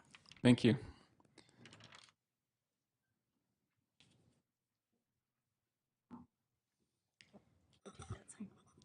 All right, good evening, council members. We're excited to be with you tonight to talk about this pilot project we're proposing in the Adams CRA and for the 9 Rails Creative District. So Lori and I are going to tag team this, kind of come in from our perspectives in economic development for me and arts, culture, and events for Lori. So the proposal we have is a pilot project to use funding from the Adams CRA to sustain and expand the arts programming that we have in 9 Rails Creative District through an 18-month pilot agreement with Ogden Contemporary Arts.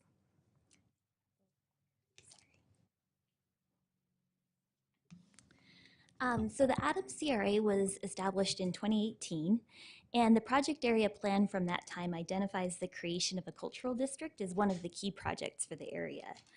The Adams CRA has a specific objective to promote and encourage the retention and expansion of all segments of the arts.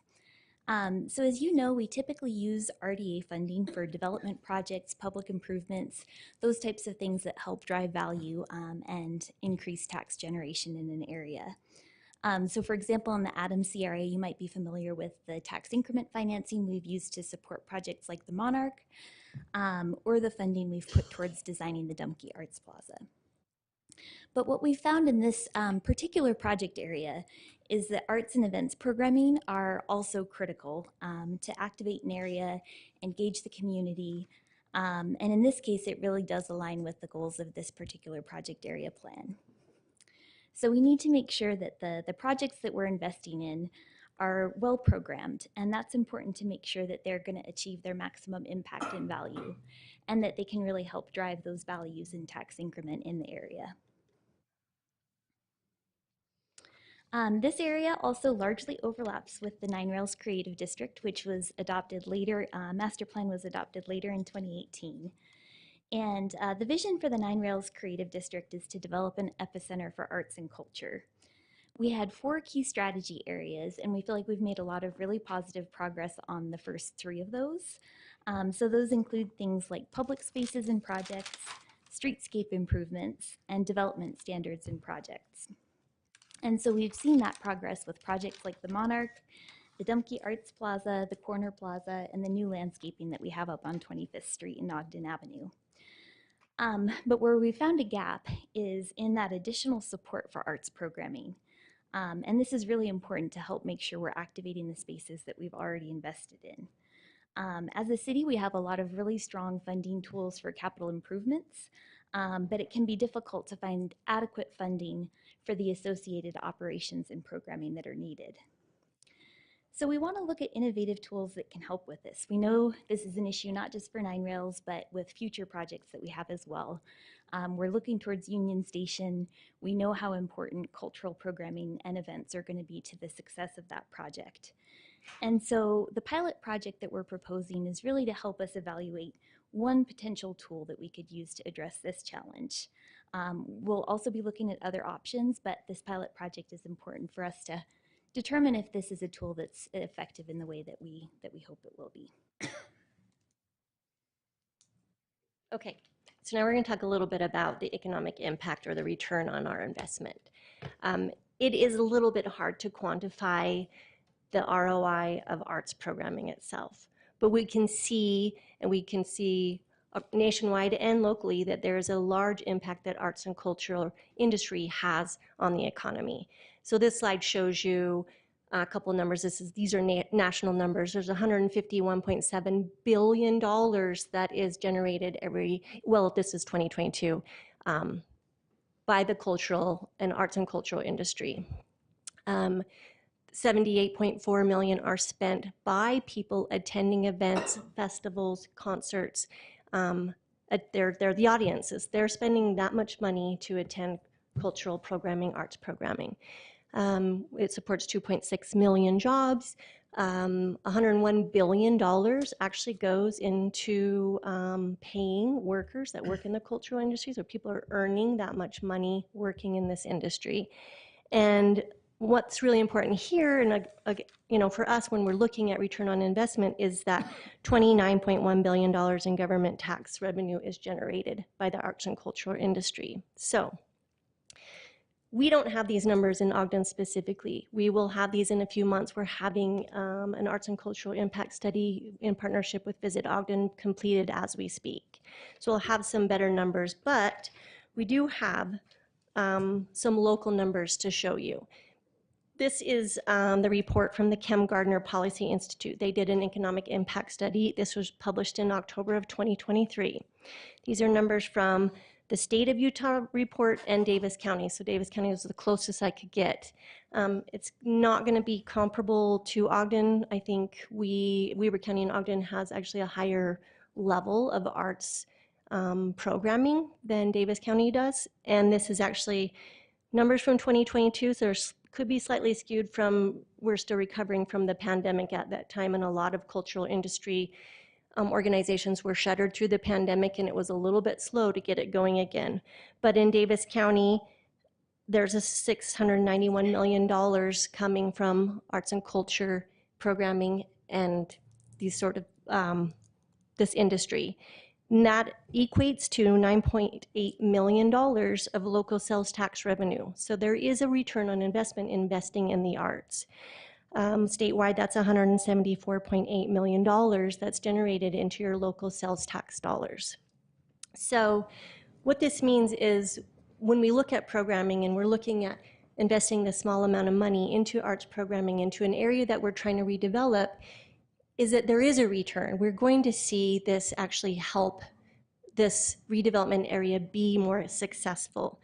And we need to think about this under the lens that we need to expand on our experiential economy here in Ogden.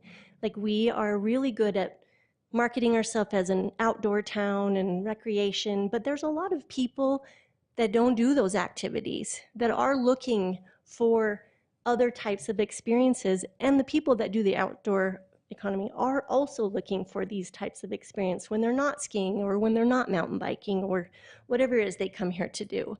So people are increasingly choosing to spend money at places and events that are providing meaningful experiences, providing them their Instagram-worthy snapshots or, content that they're looking for. And also, as we prepare and we're looking down the road to the Olympics, we need to start now to be mindful and forward-thinking about developing these experiences, developing this programming so that people that visit Utah for the Olympics are putting Ogden as a place to visit on their agendas. So we talked about these numbers in work session, but 72% of consumers are now prioritizing experiences over material possessions. So that's that experience economy that we want to tap into. 67% of millennials are paying for unique experiences. And people are 50% more likely to spend time and spaces with creative placemaking and programming. So I'm going to turn it back over to Sarah, and she's going to talk about economic impact of property values. Yeah, and I might actually start with the visitation. Lori's already told you how important arts and culture can be for our tourism economy. And we have a great data tool that the city shares between us, Visit Ogden, and ODA called Placer.ai, and it lets us actually see how many people are visiting an area, how long they're spending there. And we've looked at the area that specifically includes the Monarch, Dumpke Arts Plaza, Ogden Ave, that kind of epicenter of the Nine Rails district. And it's pretty amazing to see how many visits have happened to that area. People are staying in the area for a long time, so they're not just coming in and out for 20 or 30 minutes. And the visits have gone up really remarkably over the last 3 years. And then tying back to what we talked about with the Adams CRA and the importance of driving value and property tax revenue in our redevelopment project areas, we've seen the tremendous effect that Nine Rails has had on this in the Adams CRA. From 2017 to 2023, assessed property values in that CRA increased by more than $100 million. That's an annual growth rate of about 29%, and that far outpaces what we've seen in comparable areas.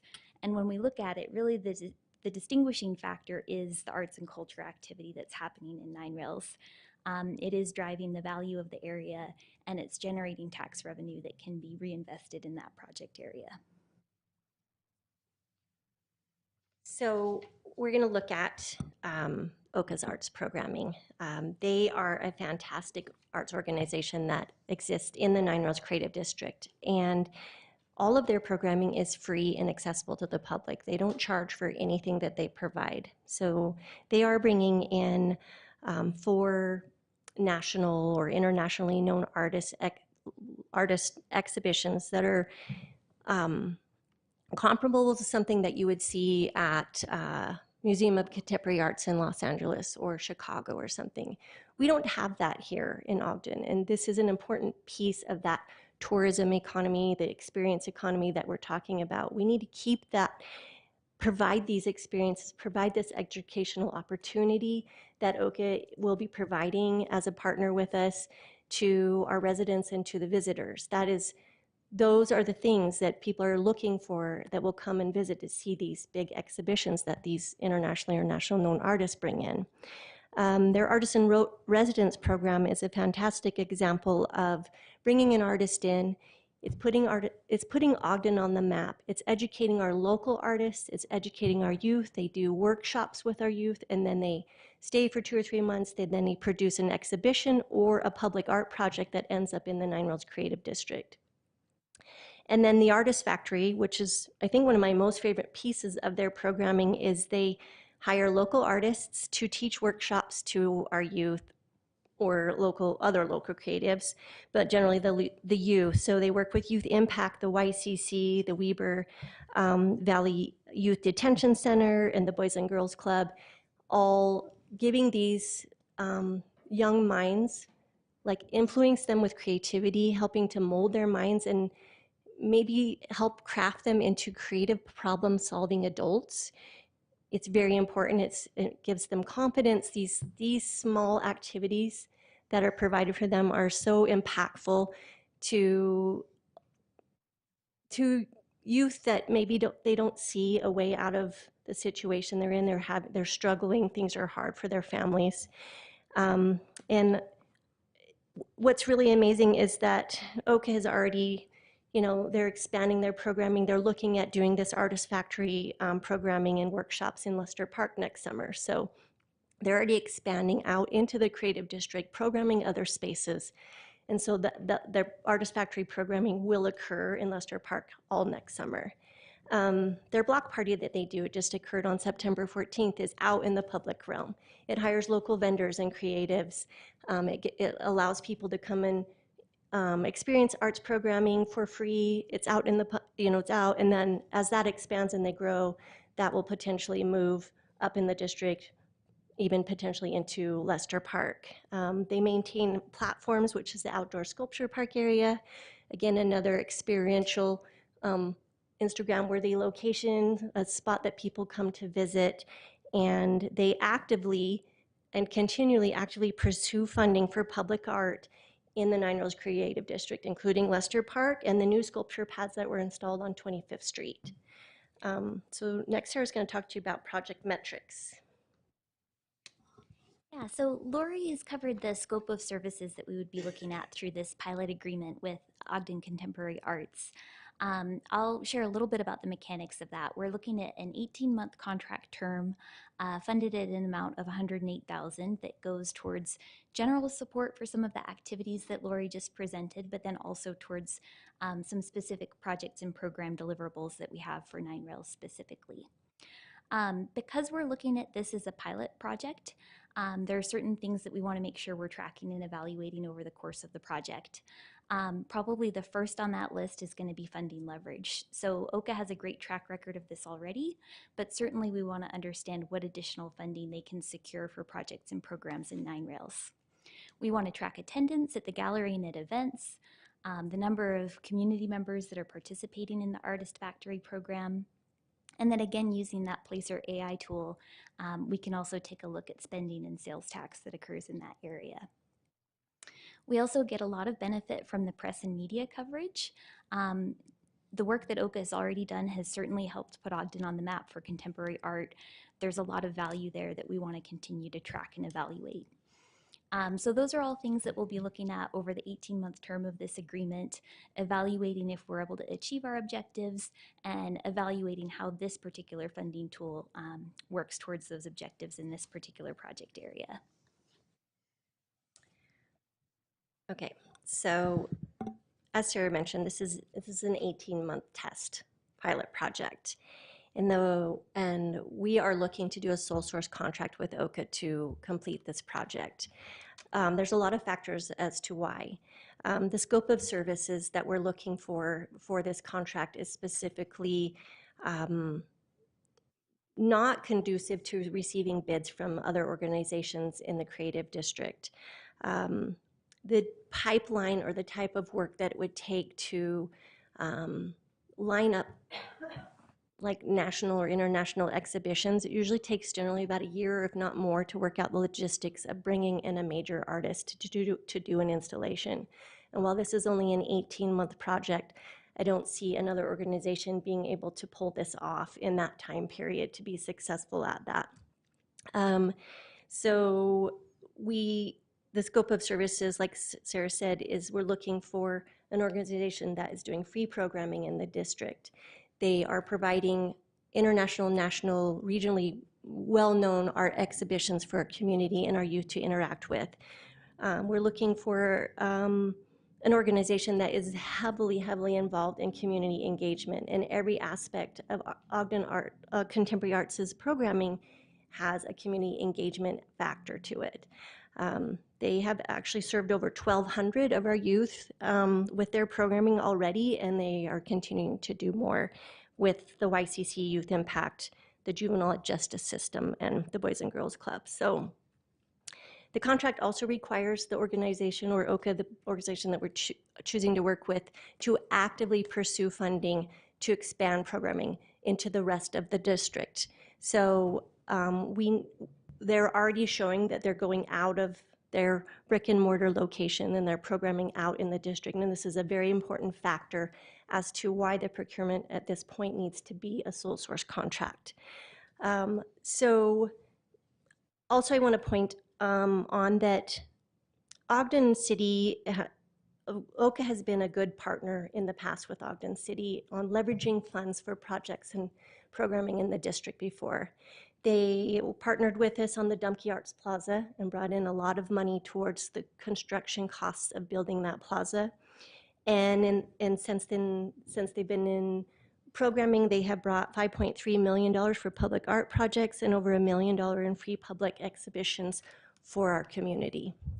So I just think that we need to remember when we're looking at this project and thinking about adopting or not adopting. And I'd like to, of course, thank you for your time of listening to this idea. This is kind of progressive and different, and change is sometimes scary, but we got to remember that programming is the road to success in certain redevelopment areas, especially if there's a large amount of public space or it requires a slightly different look at how that area will be fully successful.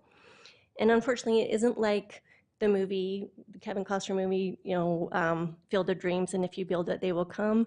This is if you build it and program it, they will come.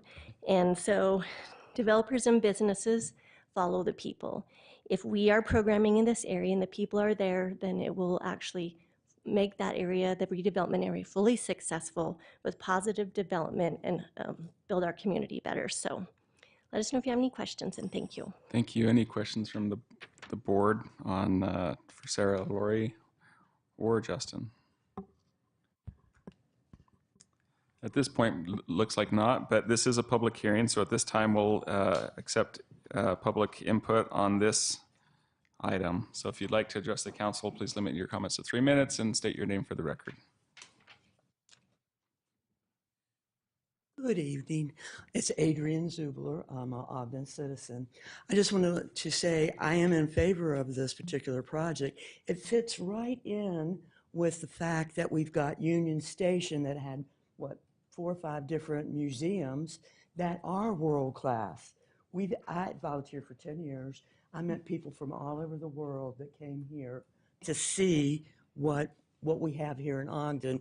I think that sometimes we diminish what we had to begin with because maybe people have seen all of the museum here for so long. They take it for granted. So I just wanted to say that I think that with what is being proposed, that we should also include anything that we are looking at with the Union Station and the museums there. Thank you. Thank you. Yeah, Eric, I can't see the screen. You're working on it. Okay, sounds good. Appreciate it. All right. Use this. Hello, I'm Vanessa Castagnoli, and I'm the Executive Director at Ogden Contemporary Arts. First of all, thank you so much for making so much time available for us. I really appreciate it. I'm obviously very passionate about the organization that I run. I have this long list of how we're going to follow through with this and how we're going to actually provide metrics and, make sure we're doing everything that Sarah and Lori just said.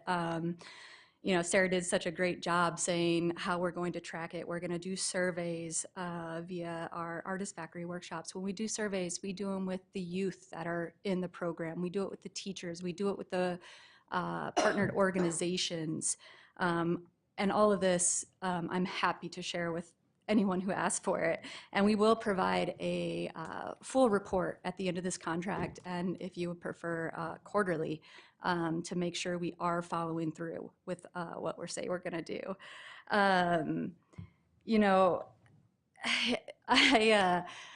In March of 2020, I came on to Ogden Contemporary Arts, at that time Ogden First, as the executive director. I believe why I got this job was because I was so passionate about community engagement and how I was going to make a difference. Ogden's a really special place. If you want to, it's so easy to make a huge impact on our community. And I can promise you that I'm going to do everything I can to continue to expand the arts in the Creative District and beyond, for that matter. But obviously, this is all about the Creative District. I'm committed to doing programming at Lester Park, at the Golden Hour Senior Center. I have big plans, and we need the support. We really do. You can't do this. It truly does take a village. It does. We're a very small organization, and we just need a little help to help push us to that next level and push Ogden to that next level. Thank you. Thank you, Vanessa.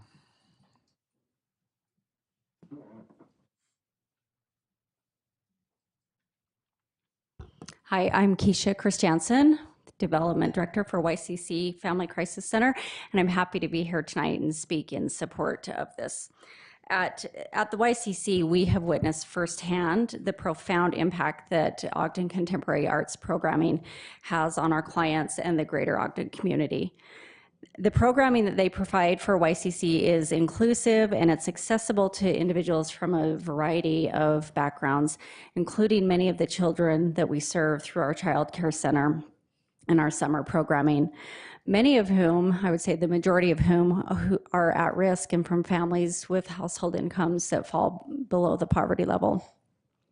Ogden Contemporary Arts provides programming to children in our summer childcare program through their Artist Factory workshops, and those have been invaluable to YCC. These programs offer a safe and creative space for the children to practice a wide range of skills that are useful not only for life, but also for learning. These skills include fine motor skills, cognitive development, and math and language skills. The workshops provide the children opportunities to express themselves creatively and to build confidence. Additionally, we were thrilled to partner with Ogden Contemporary Arts on curating the artwork for our new transitional housing apartment building. It was very important to us to have beautiful healing art in the space. We also wanted the art to come from local artists. And Vanessa worked diligently with us to bring that vision to fruition. And she was so skillful in finding and placing just the perfect pieces of art throughout the building. We especially appreciated how she worked with one of the artists to collaborate with the very youngest children in our child care center to create one-of-a-kind wooden art pieces for a mural that's in the play area of the building. And then most recently, they partnered with us for an artist workshop with just our staff.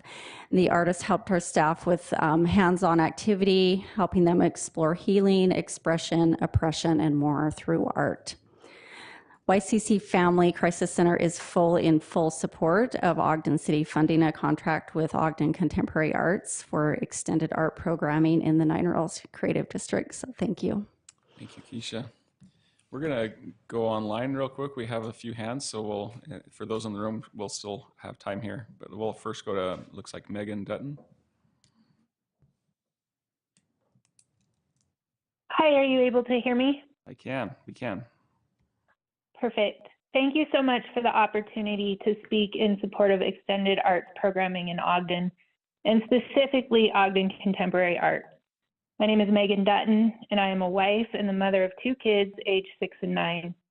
My family moved to the Ogden area from Salt Lake City about 3 years ago, and the Nine Rails Art District and Ogden Contemporary Arts are two key elements of the culture here that attracted us to the area and continue to bring us downtown. My friends who come to visit always comment on the small but mighty art scene here. Since relocating here, we've been embraced by the Oka community. My family and I attend the Ogden Contemporary Arts events regularly, and I have been deeply impacted by Oka's ability to present art in a way that is thought-provoking but approachable, high quality but not pretentious, and most importantly, accessible.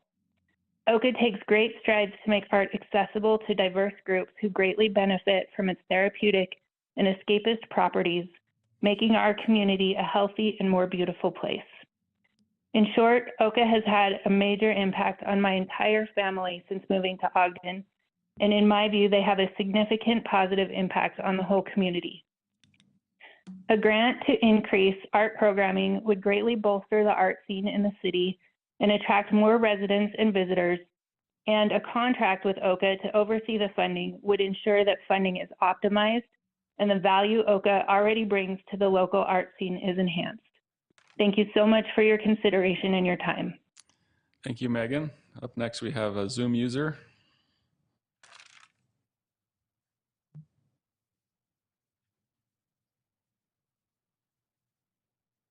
Hi, thank you. This is Amy Wicks, Ogden resident. $120,000 is a lot of money for public funding for arts in Ogden. And, you know, there was the justification given for why there is no request for proposals for community organizations. I don't think that's good enough justification. I would like to see more transparency, open it up to organizations. There are a number of organizations doing good community work and outreach in Ogden. And if Ogden Contemporary Arts is the best organization from that, you know, great, but put some transparency to it. I think something to note too is, and I've just noticed this as somebody who, you know, visits Ogden Contemporary Arts occasionally, is they're open considerably fewer hours now than they were when they first opened. You know, if you look on their website, their 990 on their page is several years old. They have 2 staff members listed on the page. You know, why can't we amplify the amazing Ogden artists instead? And I just think that there really should be more of a public process. Engage the Ogden Arts Committee, you know, let them have a say in this. There have been a number of things lately where they haven't had a say, and that just doesn't sit well. And $120,000 is a lot of money for the arts in Ogden. I've sat on the committee, you know, or not the committee, but approved the art grants for many, many years, and that's a lot of money. So make it transparent. Thanks. Thank you, Amy. Also online, we have Jorge Rojas.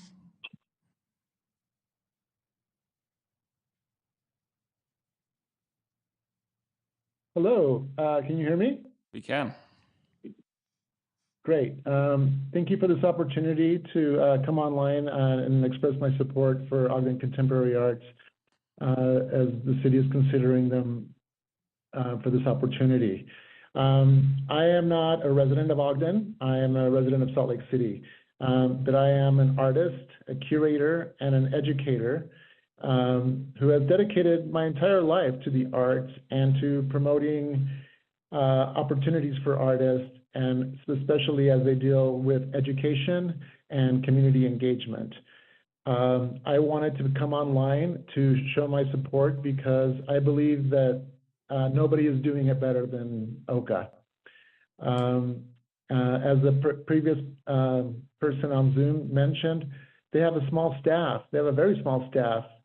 And yeah, they're struggling to keep their work going, but that's also why they need this opportunity, because you saw the numbers before, what they're doing for Ogden, what they're doing to serve youth, what they're doing to bring world-class art to Ogden, and what they're doing to build community and empower the youth so that their voices they're finding confidence in their voices, they're finding confidence in their creativity, and they're finding, they're seeing that their voices matter, and that's what art education does, and that's what community engagement does.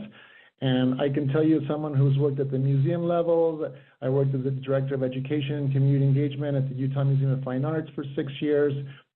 No one cares as much about the youth and about community engagement and about servicing and helping artists. I mean, Ogden has helped me advance my career as an artist, as an educator, as a curator. And yes, they are bringing artists from all over the world and from all over the country, but they're also servicing local, they're also supporting a lot of local artists. The next big event they have is the Utah Arts and Museums organization. So I just want to be very clear about their support for local arts and for what they do for the youth. I'm extremely grateful to Ogden Contemporary Arts, and I think that this opportunity would actually help OCA accomplish even more than they're already doing. So imagine if you saw those numbers and how many youth they're reaching and how many people they're helping with a staff of 2 or 3 people. Imagine what they could do with the support. Thank you so much for considering this and for all that you do. Thank you. All right, we'll pause online, and anyone in the chambers here, come on up.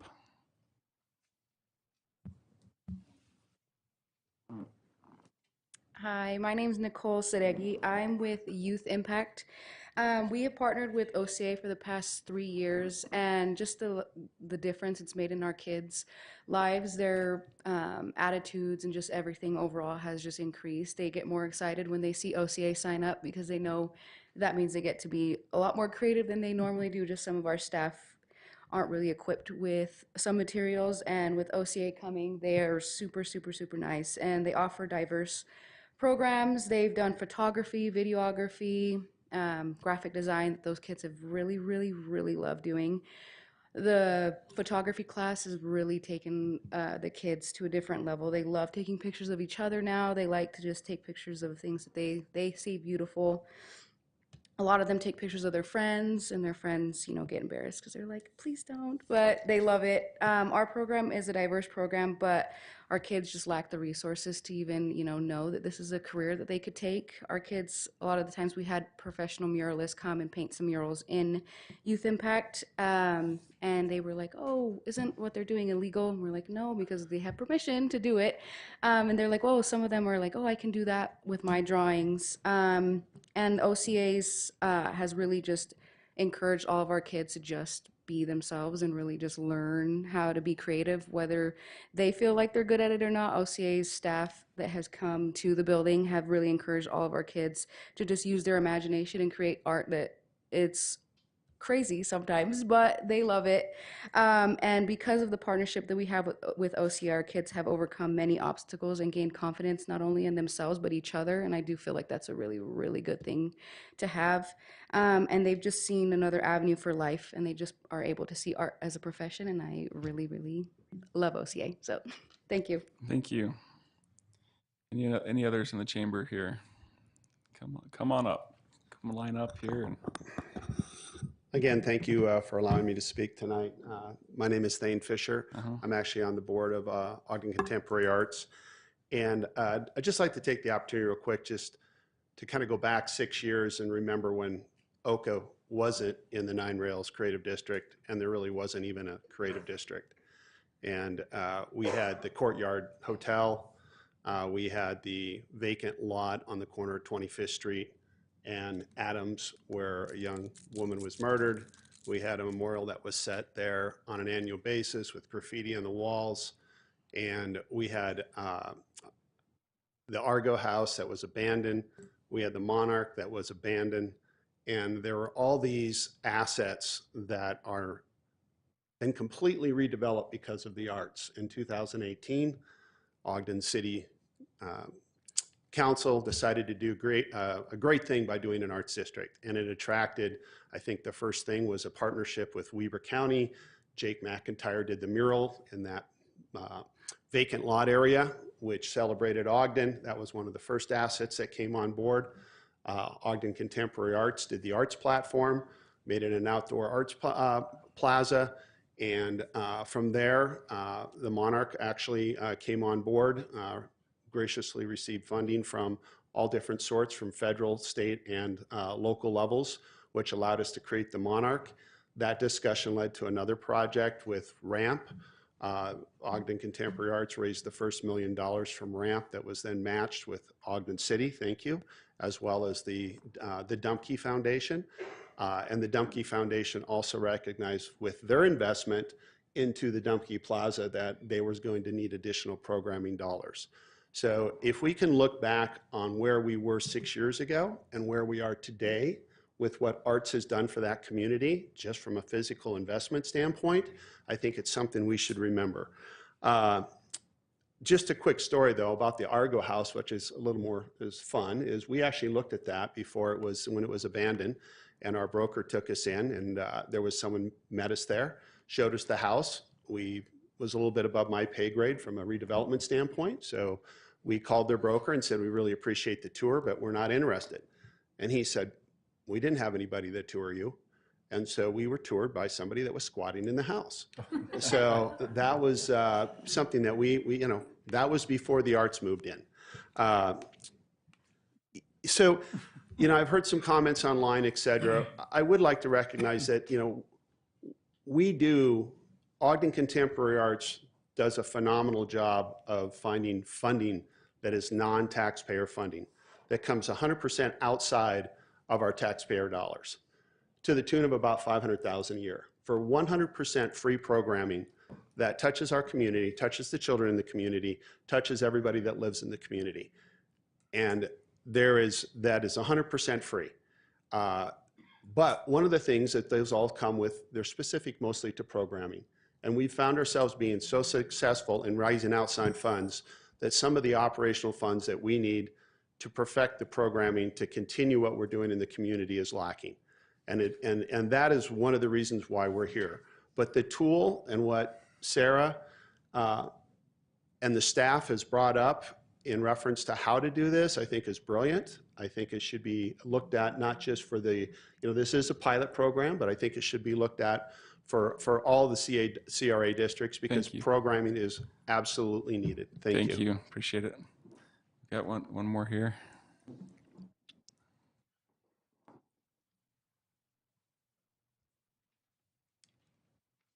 Hello, council members. I'm Casey Lindley. I'm the OCA Program and Communications Manager. So I'm here to speak in support of this, this budget plan. So I have experience with OCA as a teacher, an exhibiting artist, and also a staff member. So I have experience from different perspectives. I know that OCA is extremely supportive of local artists. We are very dedicated to hiring local artists that are also teachers to come in and share their experience with local community members, mostly our youth.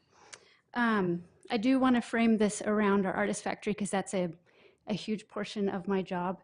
I started out as a teacher when the program just began. So we started at Youth Impact. That was our first partner organization that we worked with.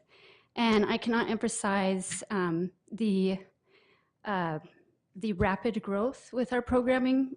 We started to partner with YCC Family Crisis Center, Boys and Girls Clubs of Weaver Davis, Utah Division of Arts and Museums, Utah Division of Multicultural Affairs, the Utah Division of Juvenile Justice.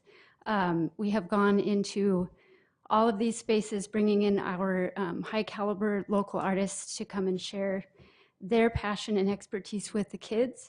I've seen firsthand how this has positively impacted the kids, building on their critical thinking abilities, but mostly empowering them with the importance of their own ideas and expressing themselves. Sometimes they don't know how to articulate their life experiences verbally, so art gives them the ability to do that. We've also brought in not only local artists, but visiting artists as well, so that they get to experience or get to learn from artists from other places as well, which they've really appreciated. One of our artists in residence, Eric Garcia, he came in and taught them how to, actually teens from Youth Impact, we invited them to come in and assist him to create a large-scale community mural.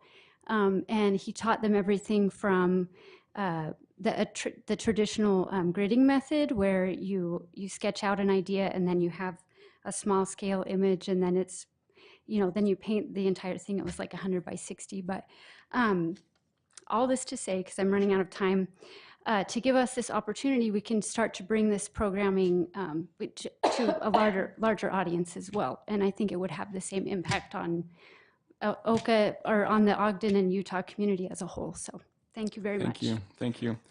Eric, I think we have two more hands online. We have, I think Jorge, we've already heard from him. So if we can go to Kelly McLeod.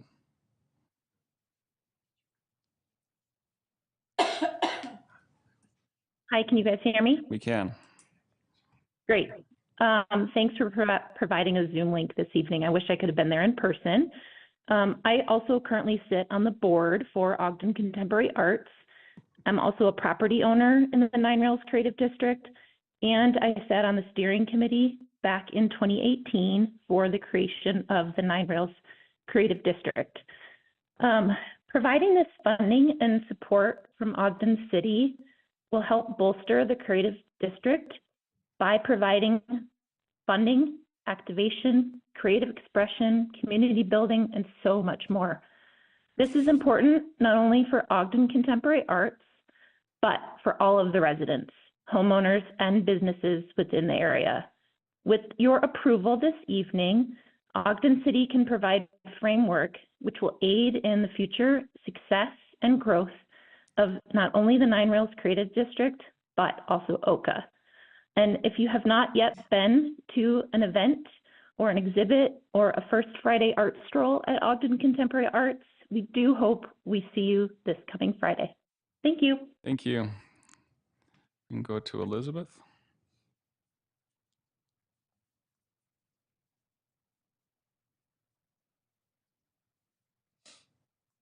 Hello, can you hear me? We can. Okay, hi. So the name shows up as Elizabeth, but this is actually Angelica Brewer. We're tuning in as a family over here, so we're on my mom's Zoom account. Thank you. I am here in great support of OCA. I think that there's just a few things that I kind of wanted to touch on when we're talking on this specific area in Ogden. I think that OCA is the very most qualified to run this programming. They're right in the heart of this area. Another thing that's very, very important to me as an Ogden City resident is accessibility with the arts. We need that programming to be accessible to everybody in our community, and OCA does a really, really amazing job at tackling accessibility head on and giving access to the arts. OCA is a great organization. I've also been privileged to be a teacher with the Artist Factory program. And so I have been able to see firsthand the impact that we see teaching these kids and working with these kids. The great thing about investing in youth programming as well is that nurturing creativity in kids creates creative adults of the future. And if we have significant youth programming, I think it is crucial that we support that and encourage that when we're talking about the longevity and the future of this area as well. So I just want to give my utmost support. I think OCA does really amazing things for our community. They have a great rapport built with our community, and they have a great track record. So I think they're qualified to take this on, and I can only imagine what they will do further and continue to do with this additional support. Thank you. Thank you. Let's go to Camille Washington.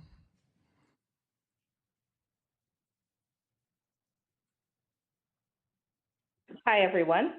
My name is Camille Washington. I am the past chair of the Ogden City Arts Advisory Committee, and I also currently sit on the Ogden City Arts Advisory Committee. And I would like to say that while I appreciate the support for Ogden Contemporary Arts, and I value and I know that the committee values what Ogden Contemporary Arts brings to the scene in Ogden, I would like to voice my concern for the lack of transparency in this process and the lack of buy-in or even consultation of the Ogden City Arts Advisory Committee about this mechanism.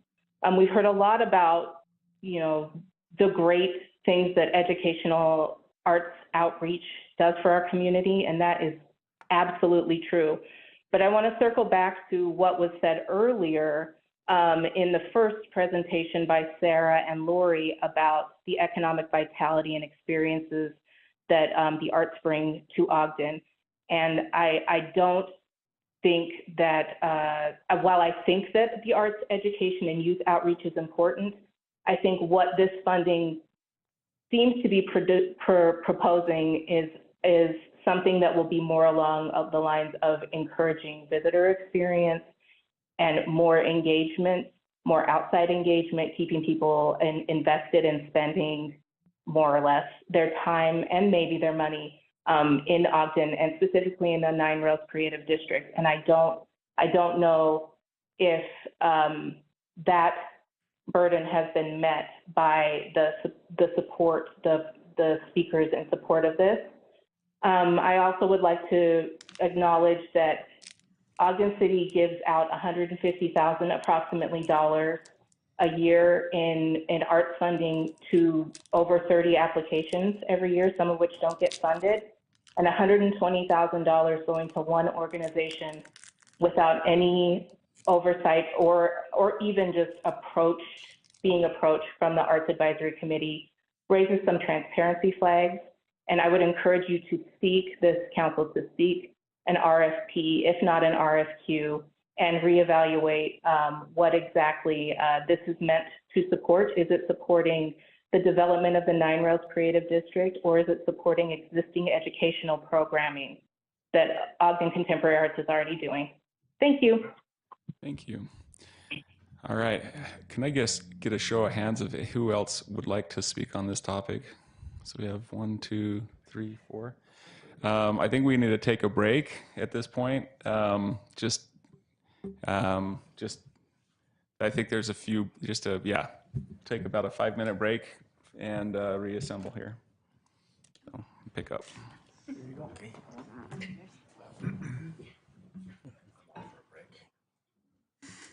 Yeah.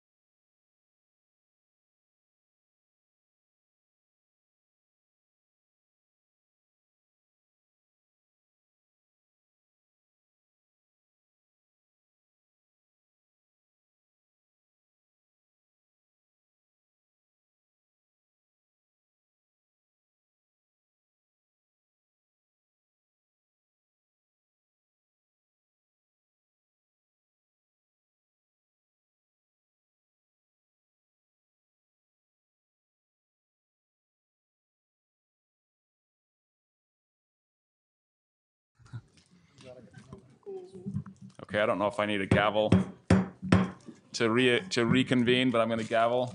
How often do you get, you get to hit stuff? That's good.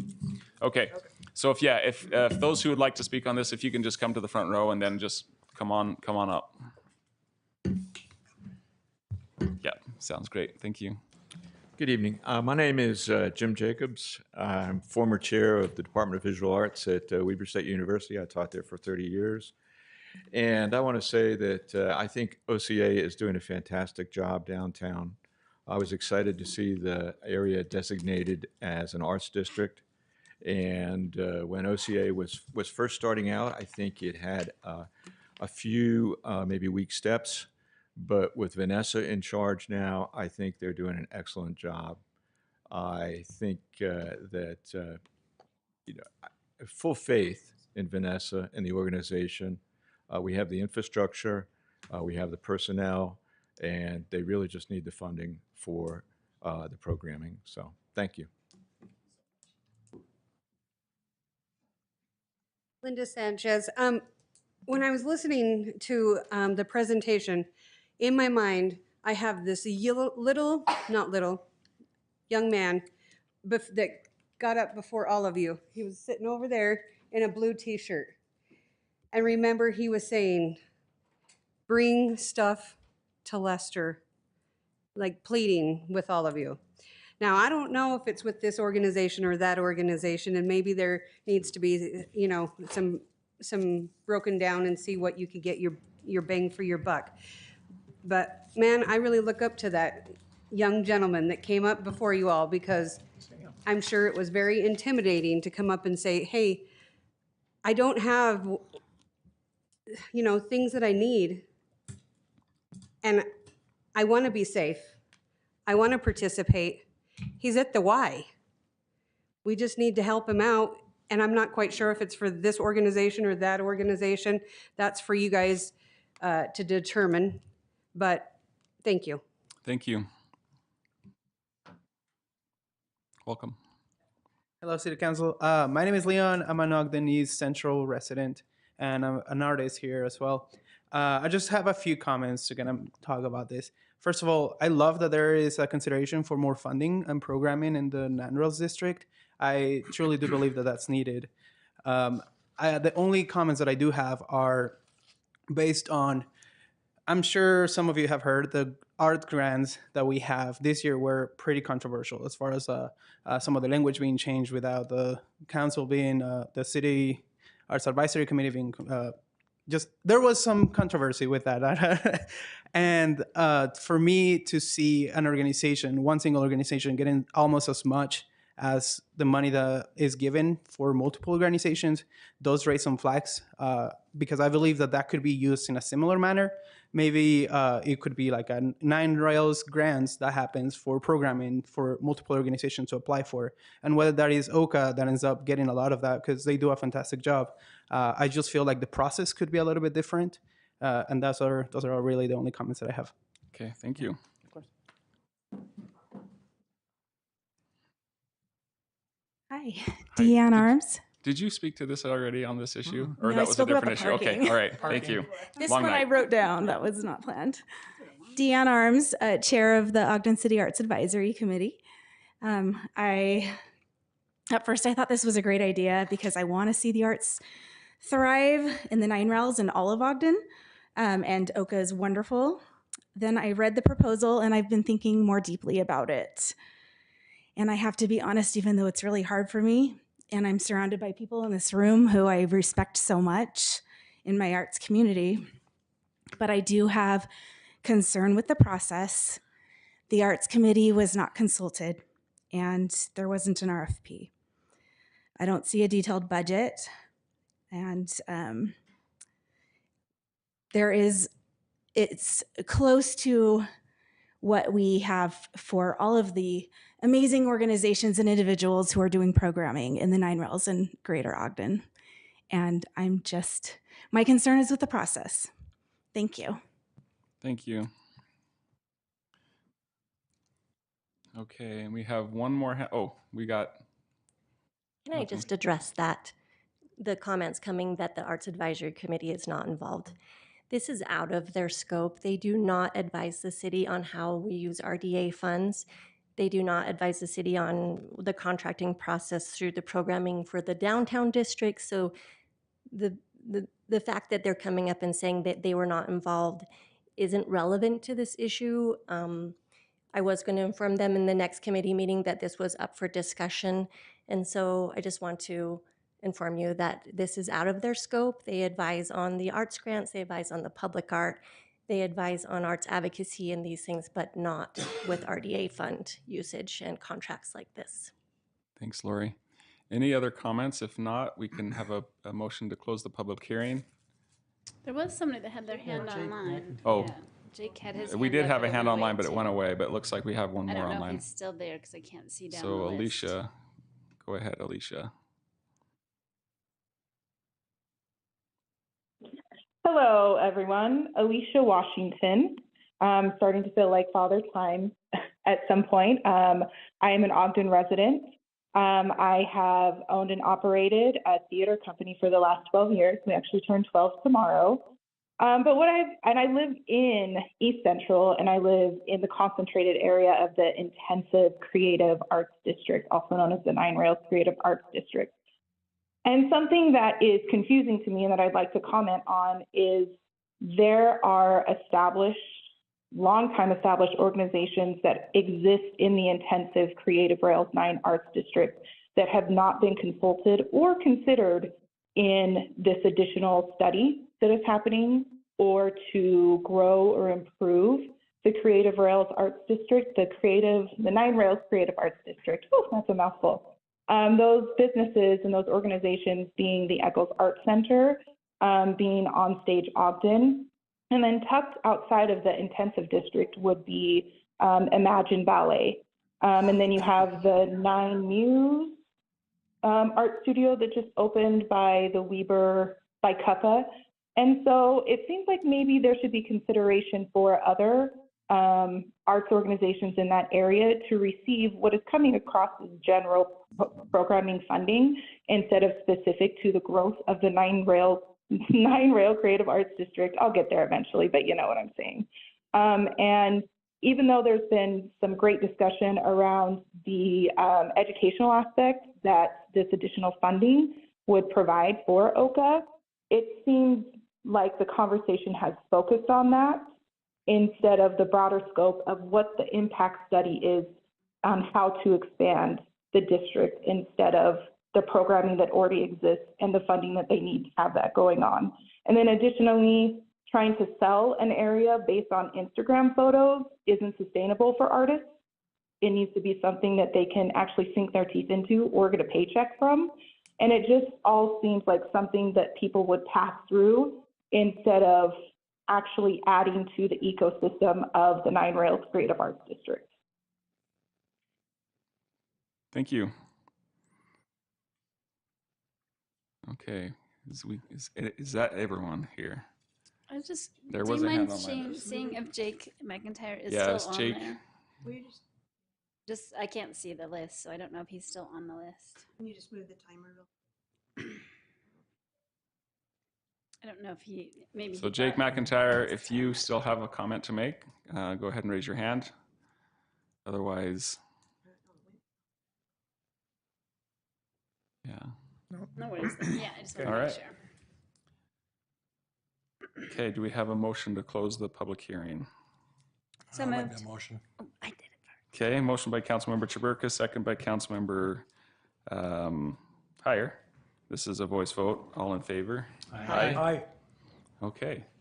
All right. So thank you, Lori, for coming up. So we certainly heard the support for the OCA and the work that they do. Appreciate all the voices on that. There were a few questions about the process. I wonder if we can address that a little bit. And you already addressed the Arts Committee not being consulted, and also maybe Leon's question about how this might differ from the grants process, the other arts grants compared to what we're looking at here. I can most definitely talk about that. So the arts grants are they're for any type of creative programming, arts programming that exists throughout the whole the whole of Ogden City.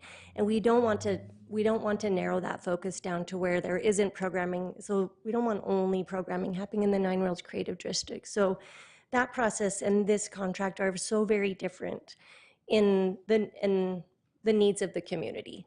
So like you heard from the comments, there's a lot of other creative organizations that exist that are programming in the creative district, but the programming that they do isn't within this scope of what we're looking for. And that is specifically why we're looking at OCA for this partnership for this 18 months, because they are producing, and we did consider multiple organizations before we got to this decision. I know it doesn't feel transparent, but Sarah and I have been trying to figure out how to program the creative district since its inception and looked at very different organizations and what they provide. And OCA is the best fit at this time. And maybe after this 18 months goes through, if this does happen, we can reevaluate and see what we're looking at and expand from there. But at this point in time, what we're looking to accomplish with this pilot project is best produced by OCA. They are already producing this free programming for the community. So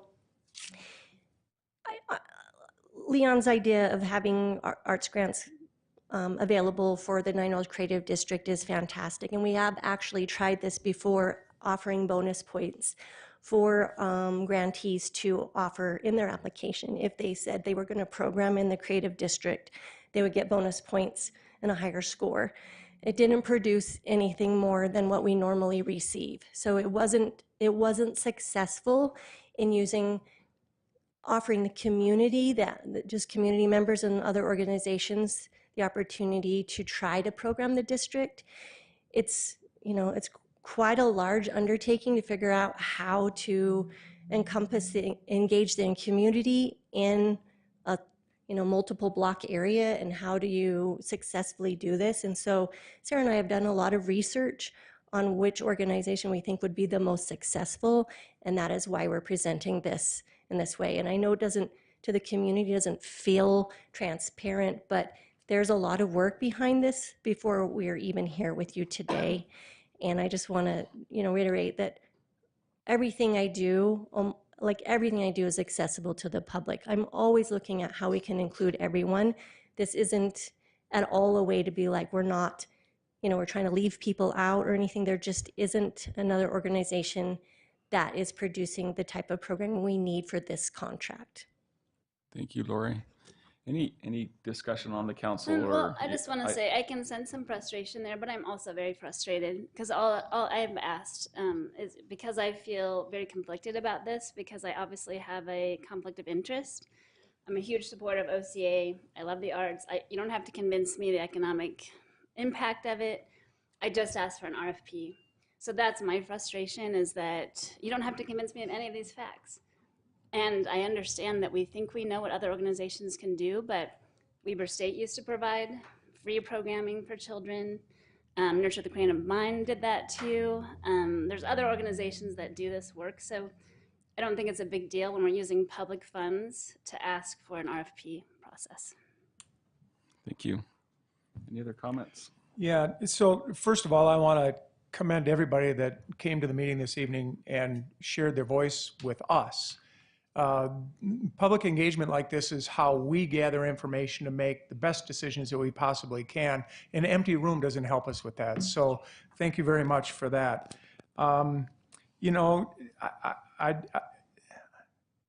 As I looked at this request, I looked at the language within Adams CRA and whether or not it was an appropriate use of the funds. And I found language that indicated it was. And I also looked at the documentation around Nine Rails, and it supported use of funds for programming in the Arts District.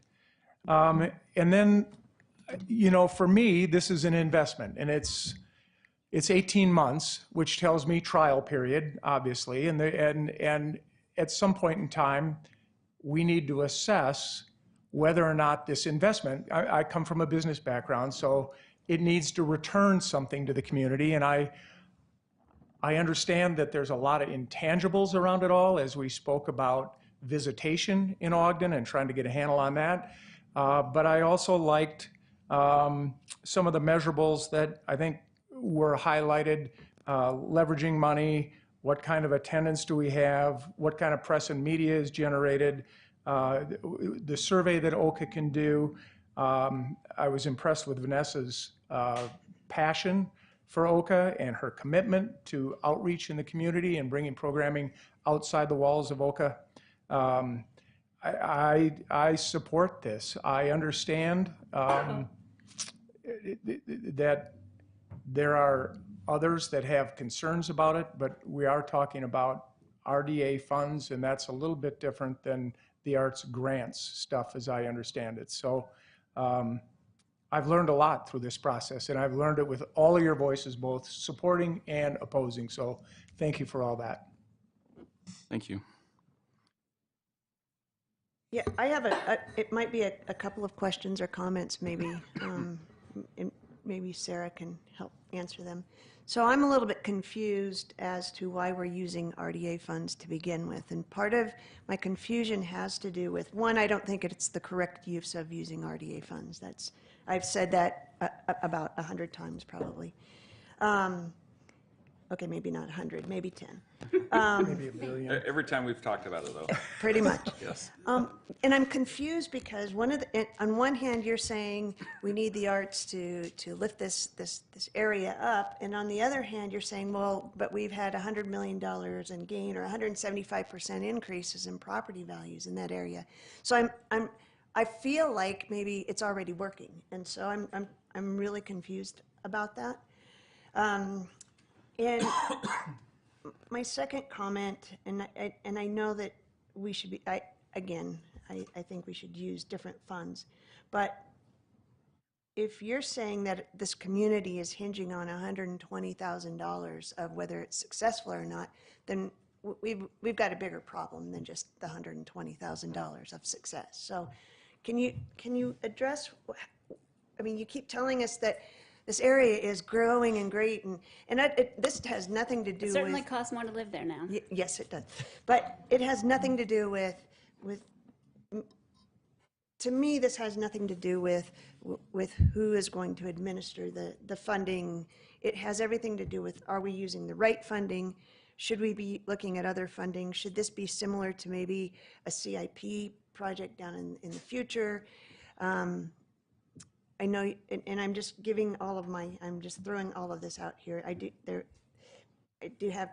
want you to answer that question, but we've used other examples of what they're doing in Salt Lake, which is great. Gallivan Center is a great example that they're using RDA funds to do programming, except we forget that Salt Lake City owns and operates the Gallivan, or I don't know if they operate, but they own that space. They own the Gallivan Center. They own the right-of-way behind Eccles Theater there. And so it's a little bit different, I guess. And so those comparisons are different.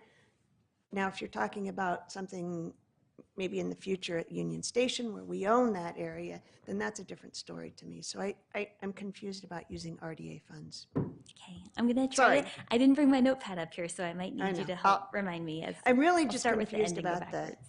It's increased 175%, so it seems like it's working. So why are we using RDA funds to fund programming and not some other funds? Yeah. I think we don't want to take the foot off the pedal, and I think the same would be true for some of our other more traditional redevelopment areas where we start to see that initial success. It doesn't mean that we're not going to incentivize the next project that kind of helps us level up and continue that trajectory of positive growth. So I kind of look at it that way. We don't want to backslide. We want to maintain the momentum that we've already built and then expand on it from there. As far as funding programming with RDA funds in the public realm versus not in the public realm, I think we looked at it as some of this programming and activity is going to happen in the public realm. So the block party is a great example that happens on our public streets and sidewalks. Platforms is privately owned property, but it's open and accessible to the public, as is the gallery space. So the goal is still to provide the programming and the activities in a way that's accessible to the public, whether it takes place in a public space like Lester Park or out on 25th Street, or if it takes place in a private space that's open to the public at no cost. Can I follow up on something? So in the other instance, you're talking about this being a sole source contract. So if the mayor just did that on his own, then you wouldn't even have to deal with us. So I guess that's another reason to maybe not use RDA funds. So I guess is that kind of what you're thinking, is because you want to continue doing this process with other areas in the city, or is it because we didn't want to go that route and use another pot of money, or? Do you mind asking the question again? I just want to make sure I understand. So the mayor could just do a sole source contract with other funds. So why bring it in front of us and do all of this with the RDA funds? Well, I think we want you guys to be involved in this process, whether you're for this use of funds with this organization or not. This is going to have a lot of impact on the future of the creative district, and we want to do that with the stakeholders, with the decision makers. And that's why and really the RDA funds, we have a specific objective in the Adams CRA and that we're trying to meet. We haven't found another tool that lets us fulfill that objective, either to fully support the creation of a cultural district, as it says in the Adams CRA, or to achieve the objectives that we have for arts programming in the Nine Rails Creative District. Well, I think that kind of, I think that kind of speaks to your thought too. I mean, if we determined we're going to do something like this with RDA funds, we'd have a process in place, and I believe that process should include an RFP. So I think that's where the whole triangulation is happening. That's the problem. So you're trying to include us, but you're not including us in the process. Because I said, hey, I'd be very supportive if this one little checkbox was off. So and I think to speak a little bit more to the sole source, and I know Lori's already covered this, but I think when we look for an arts organization that has a presence in the Nine Rails Creative District already, that is providing the free and accessible community programming at the scale that OCA is, that has the same focus on community engagement, that's where we don't think that we would get competitive proposals through a bidding process. Would be an option. Weber State has provided a support letter for the programming agreement with OCA. But if it was an open RFP, do you think they would apply? I don't know. I think for a lot of organizations, it's an extra ask. Hey, now you need to come and stand up something totally new in Nine Rails. And that's hard. And honestly, I don't know if the funding that we're asking for is enough for somebody to come and develop something totally new in Nine Rails versus augmenting something that already exists and making sure that that can grow and be successful. We'll never know, since we didn't have an RFP, so we don't know. Okay, Marcia, I feel like I might have missed a couple of yours. No, you hit him. It's just, I mean, I think what you said is you don't want to take your foot off the pedal, and I appreciate that.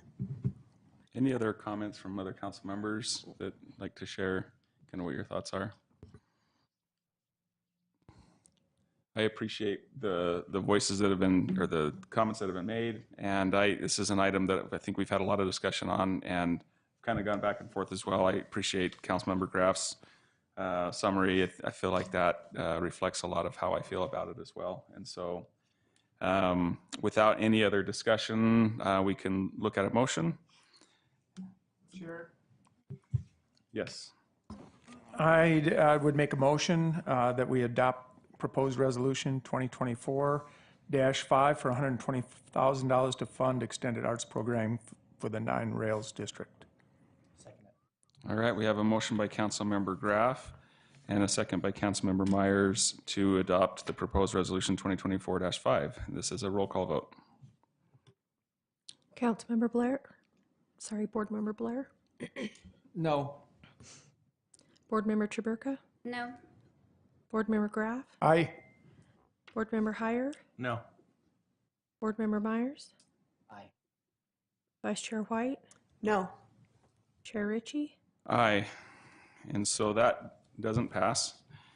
So I think next steps, and I don't think it's because there's not the support for the arts. I think that's been clear, or stated clearly by council members. But before I go on anymore, would anybody like to add any more to what you've already said?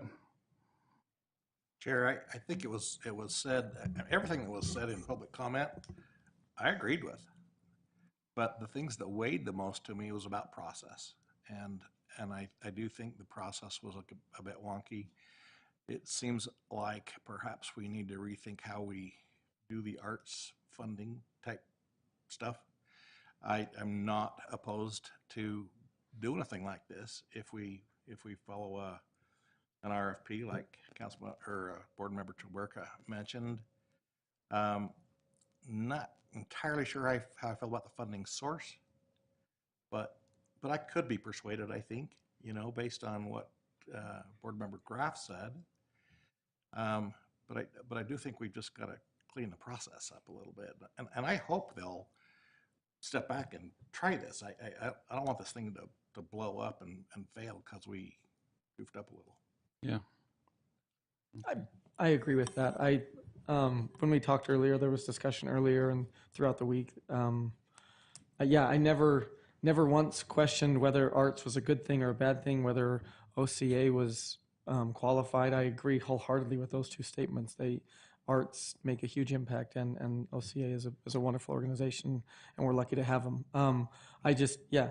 Those two things, the source of the funds and the process that was followed, just kind of didn't feel right. So I just feel like, and again, I feel $120,000, we should be able to find that out of a source that we all can agree on and feel more comfortable with. Okay. So I guess to our administration, if we can maybe reconsider with a different process or possible different funding source or combination of that, maybe we can get this back in front of us to do something there. Yeah, I don't feel like we need to have another motion to deny this. I think we've given enough input to where Correct. they could Yeah. back up and bring it with a little different foundation underneath it, and I think it would probably pass. Okay. All right. I think with that, we can move on to the next public hearing item.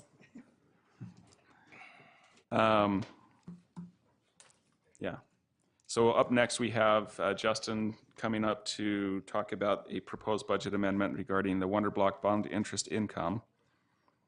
Welcome, Justin. Thank you, Chair. Thank you, board members. This is another budget opening that's only got a couple of items on it, but it's a large dollar amount. As we bond for projects, those funds are put into a construction account and will earn interest over while they're being held in an investment account. And so the proposal for you tonight is, in working with our investors, we're estimating that we'll be earning around $4 million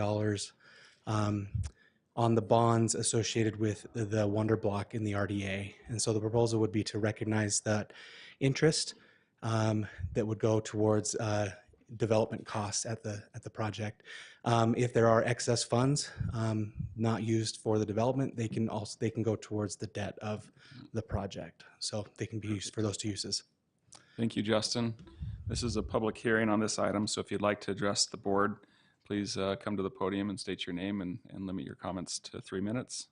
If you're online, you can go ahead and raise your hand and we can turn the time to you. That's awesome.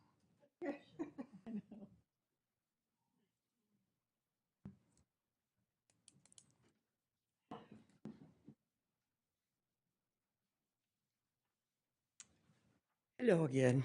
It's Adrian Zubler, Ogden citizen. I don't know exactly what was all in that budget with the financing, and I don't quite understand all of the money and how it will all work. But based on what was said here tonight, and what I guess I experienced with the last Wednesday's Make Ogden meeting, how are we going to get rid of the parking fees and then also have the bond that we've got going on? I don't know how that all works. So I just sort of throw my hands up at some of that stuff. So maybe y'all can make some sense of what's going on with all of that. Thank you. Any other comments? If not, we can do a motion to close the public hearing. Motion to close the public hearing. Second. Second, we have a motion by Board Member Heyer and a second by Board Member Blair to close the public hearing. This is a voice vote. All in favor? Aye. Aye. Good question, Adrienne. So this specifically relates to the bond that we've received and earned interest on, and so that the interest can now be used to continue to fund the project or debt repayment, right? Your other question is a valid point. I don't think parking fees are going away entirely. It's just the rollout of how that's going to work is delayed until further discussion and additional stakeholders are brought in. So, but you are correct that the parking fees are intended to be a source to repay the bond. Did I miss anything or anything? Councilman? Yeah. I've got a question. So when we bonded for the WonderBlock, did we take, when determining the amount we were going to bond for, did we take into account interest earnings?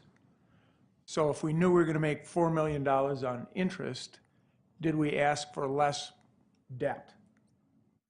And if no, and that money is going to go for construction and development, that tells me that it's maybe going to be over budget. So this is a fund that would cover overages. And if that's the case, should council, or are we made aware of overages and adjustments in the cost of developing the WonderBlock? Okay. This is probably a question that Laura Lewis would be able to answer exactly to the T on everything. But from my understanding is the bonds coming in are coming in and not necessarily all up front immediately. We're receiving some of them over time. And there is a buffer area where we don't know exactly where maybe all the costs are going to be, and there's some anticipation that there could be some overages, but also the realization that we could use that interest to repay the bond principal as well. And then I'll look over to anybody else. Justin, if that's something that you may have an answer on, or either Justin Sorensen, Justin Anderson. We'll turn it to Justin Anderson. Does that make sense, the question? And Yes. So with this contract, this was a cost plus contract. And so it's not a design bid build contract. And with this money, it's set aside with the bond interest to be used either for the project or to go back to pay off bond funds. And so, like with any project, there are some things that have come up, and there already has been some cost increases with concrete and doing some footing work, some things like that. And so we're also looking at using some of these funds to also on the top deck we want to make sure that we apply the appropriate sealant on the top deck. And so that's one of the things we're looking at. So these funds will allow us to make some considerations as this is being built to do some things. And there's some things that we're making that we can pull out of the contract too. And so at the end of the day, this gives us a buffer to be able to make decisions to build this in a cost plus contract. Sounds good. Does that make? Yeah, the cost plus thing helps me. Thank you, Justin. Yeah. Thank you. Okay. Any other discussion on this budget opening or budget amendment? I'd like to make a motion that we go ahead and approve 24.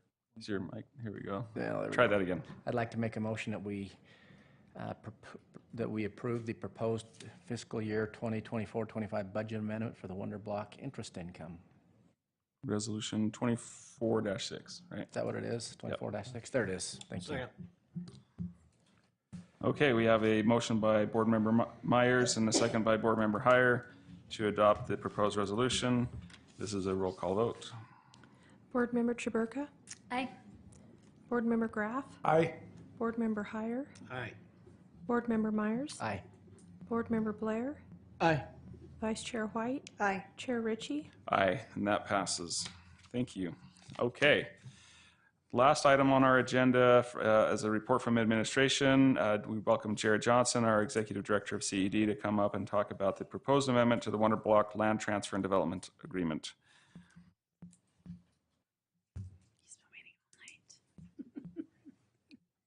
Thank you, Chair Ritchie and members of the council. So we'll go through this, and then I also can talk a little bit about that contract and the cost plus and some of the things that we're doing in this LTDA to address some of those items as well. So in this is the block layout. Again, this is just informational to help everybody understand the situation or how all the buildings are situated. You can see kind of the darker right there is the phase 1 parking garage, which is currently under construction. It's the large building that is very noticeable at the moment, kind of exciting. And I'll go into a little bit more detail and clarify some of this stuff moving forward. But the adjustments that we're talking about tonight in the LTDA that we're asking for your approval on, some of the bigger highlights is just the phasing and the naming, the commencement and the completion dates, updated recitals and definitions, agency and MBA funding. These things going through some of the phasing and naming that we'll kind of go into first. What this is helping us do is to clarify what funds are eligible for which portions of the project, making sure that the bonds that were passed by the city for the parking structures is applied to the parking structures, and the bonds that were passed for the JV get applied to the JV. It was a little bit unclear, and we're just going through and solidifying that in this. So phase 1 remains the east parking garage. Phase 2 references remain unchanged in the terms of the grocery, commercial, and the residential uses. The west parking garage remains defined as the parking structure to be constructed as Unit 2 within Phase 2, but the lot designation was changed from Lot 2 to Lot 1. And Phase 3, which is the hotel that fronts on 25th Street, changes from Lot 3 to Lot 2. So Lot 1 is both of the parking structures, where previously it was Lot 1 and Lot 2. Lot 1 was the east parking structure. Lot 2, the east part or the west parking structure was getting lumped into some of the other stuff. We're saying Lot 1 is both of the parking structures owned and operated by the MBA. Semantics, right? So again, just kind of going through this. I know some of it's a little bit repetitive, but we're just trying to make it as clear as we can as we go through this. So we have the phase 1 parking structure. I won't go through and read that again as I just did, talking about the change of Unit 2 within Phase 2 being on Lot 1. That west parking lot is the big excavation that you see over there right now. It's a 2-story underground parking structure, again, owned and operated by the MBA. So that's owned by us, and it's underneath that office, that retail, that residential. And so that's why we're clarifying some of this, to clarify the sources of funding and what's eligible to be paid for with this money and what's not. The commencement dates, we went in there and we made some modifications to that. You can see what the originals were for Phase 1. Phase 2, the west parking garage originally was not identified in there. The reason that we're asking for modifications and changes to the commencement dates and the completion dates is the contractor actually was not able to start the process on the original dates due to we were not ready on our side to be able to sign the contracts, the documents, and issue and get them their start on that. So these are the updated dates that are in there. So Phase 1 running from March of 2024, ending in September of 25. Phase 2, July of 25 through March of 28. Adding the dates of the west parking garage is June 10th, or as mutually agreed through September 10th, and then adding the dates of Phase 3, which is the commencement construction by the end of June 26 and complete by the end of December 27. In here, some of this language actually did not change, but we are going through and just identifying the red lines in the document about the agency and the MBA, because again, there was 2 different entities that bonded on this project. And so we're just going through and clarifying some of that. We're also we didn't actually add, this was in the original one, but we are clarifying that no additional funding will be provided beyond the stated amounts. Basically, we're stating that the agency, the MBA, nor Ogden City Corporation will go out and seek additional loans to pay for additional items on this project. The monies that you've already approved for this project are the monies that are eligible for the project. Some miscellaneous adjustments in there, just the representative clarifying the appointment and the potential replacement of the agency representative by the Community and Economic Development Department Director or his designee. Modification to the closing agent, to our local Lincoln Title Insurance Agency. The conveyance instruments, we have changed the conveyance instrument from a special warranty deed to a quitclaim deed as requested by the agency.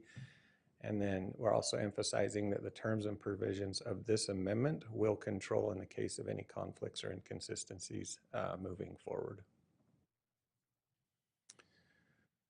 Just a couple of things in the recitals. The original document stated that the real property underlying the east parking garage and the west parking garage will be owned in fee simple by the agency. We've amended that to redline and expand the description. This does get a little bit confusing, but again, we have 3 different entities on this one, and that's what we're trying to go through and clarify. So we're basically saying that the agency will enter into a separate ground lease with the MBA, who is the one that bonded, authorizing the construction and ownership of the MBA of both the east and west parking structures, and that the MBA will then enter into the leases with Ogden City to maintain and operate these garages. The city will license and grant the parking stalls with these structures to the end users, and that it was the MBA that actually signed the contract with strategic builders for both of the parking structures. Just some changes to the payments, the invoicing instructions for the parking garages provided before they named specific individuals by name and not positions. We've just gone through and highlighted positions. So if there's changes, we don't have to go back and do that again. Again, we're just kind of going through on the payments. The combined invoice will be mailed to the MBA, the Community and Economic Development Director. I do need to make a clarification on these. At the time we put this together and presented this, we've since had some changes. So that actually needs to say the Community and Economic Executive Director, the Management Services Executive Director, and then the City Comptroller and City Treasurer. So we'll get those on there. We'll notify them of the addresses, which we've already done, and that the developer will submit no more than 1 parking garage invoice each month. That was just, that's a standard process. And it also just helps set the standards and what the expectations are for payments on the project. And then again, just kind of the payment process, that we'll process those and pay them within 30 days. And I think we are done on that part. What I wanted to add on the Cost Plus project, originally when this was when it went through and was done, it was Cost Plus that was open-ended. There was kind of no cap on that.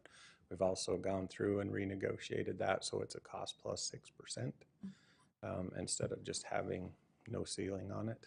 So that is included. And then there was a question that I received about the one of the exhibits at the end. It talks about phase 3, and it goes through a bunch of monetary figures that are in there. Those were included before, but that exhibit goes through and clarifies what we have agreed our pre-development costs on phase 3, which is the hotel, which is eligible for funding. That's what that exhibit was for. So, all right, thank you, Jared. Any questions for Jared? Recital U. I mean, like, are we in VWXYZ as well? I'm just curious. There's a lot of recitals on it. It's a very long document. Okay. All right, without any other questions or discussion, do we have a motion on this item? Chair will motion that we adopt proposed resolution 2024-7. Second. All right, we have a motion by Board Member Chaburka and a second by Board Member Blair to adopt proposed resolution 2024-7. It's a roll call vote. Board Member Graff, Aye. Board Member Heyer, Aye. Board Member Myers, Aye. Board Member Blair, Aye. Board Member Chaburka, Aye. Vice Chair White, Aye. Chair Ritchie. Aye, and that passes. Thank you for that report. I think that the cost plus without a ceiling to putting that to a cost plus with a 6% is a fantastic and awesome thing. So thank you for that. Yeah, that's great clarification. I didn't even think about that. Comments from Executive Director. Just want to thank our firefighters who are providing important services to our nation and to the people who are in need right now. Yeah. We're getting updates, and last update I got, they were preparing to be airlifted into a location to start to help. Just wanted to also mention tonight about 2 RFPs that we are working on. I don't want people to leave thinking that we don't support an RFP or that we're not transparent. We've got RFPs open right now for the Forest Service building and for the Exchange building. Thank you. Thank you. Comments from board members? I think the poll question of the night is, what was more exciting, the RDA City Council meeting or the vice presidential debate? So I guess we'll find out. With that, I'll take a motion to adjourn. So moved. All right. Second. We have a motion by Board Member White and a second by Board Member Graff to adjourn the meeting. This is a voice vote. All in favor? Aye. All right. Thank you. Have a good night, everyone.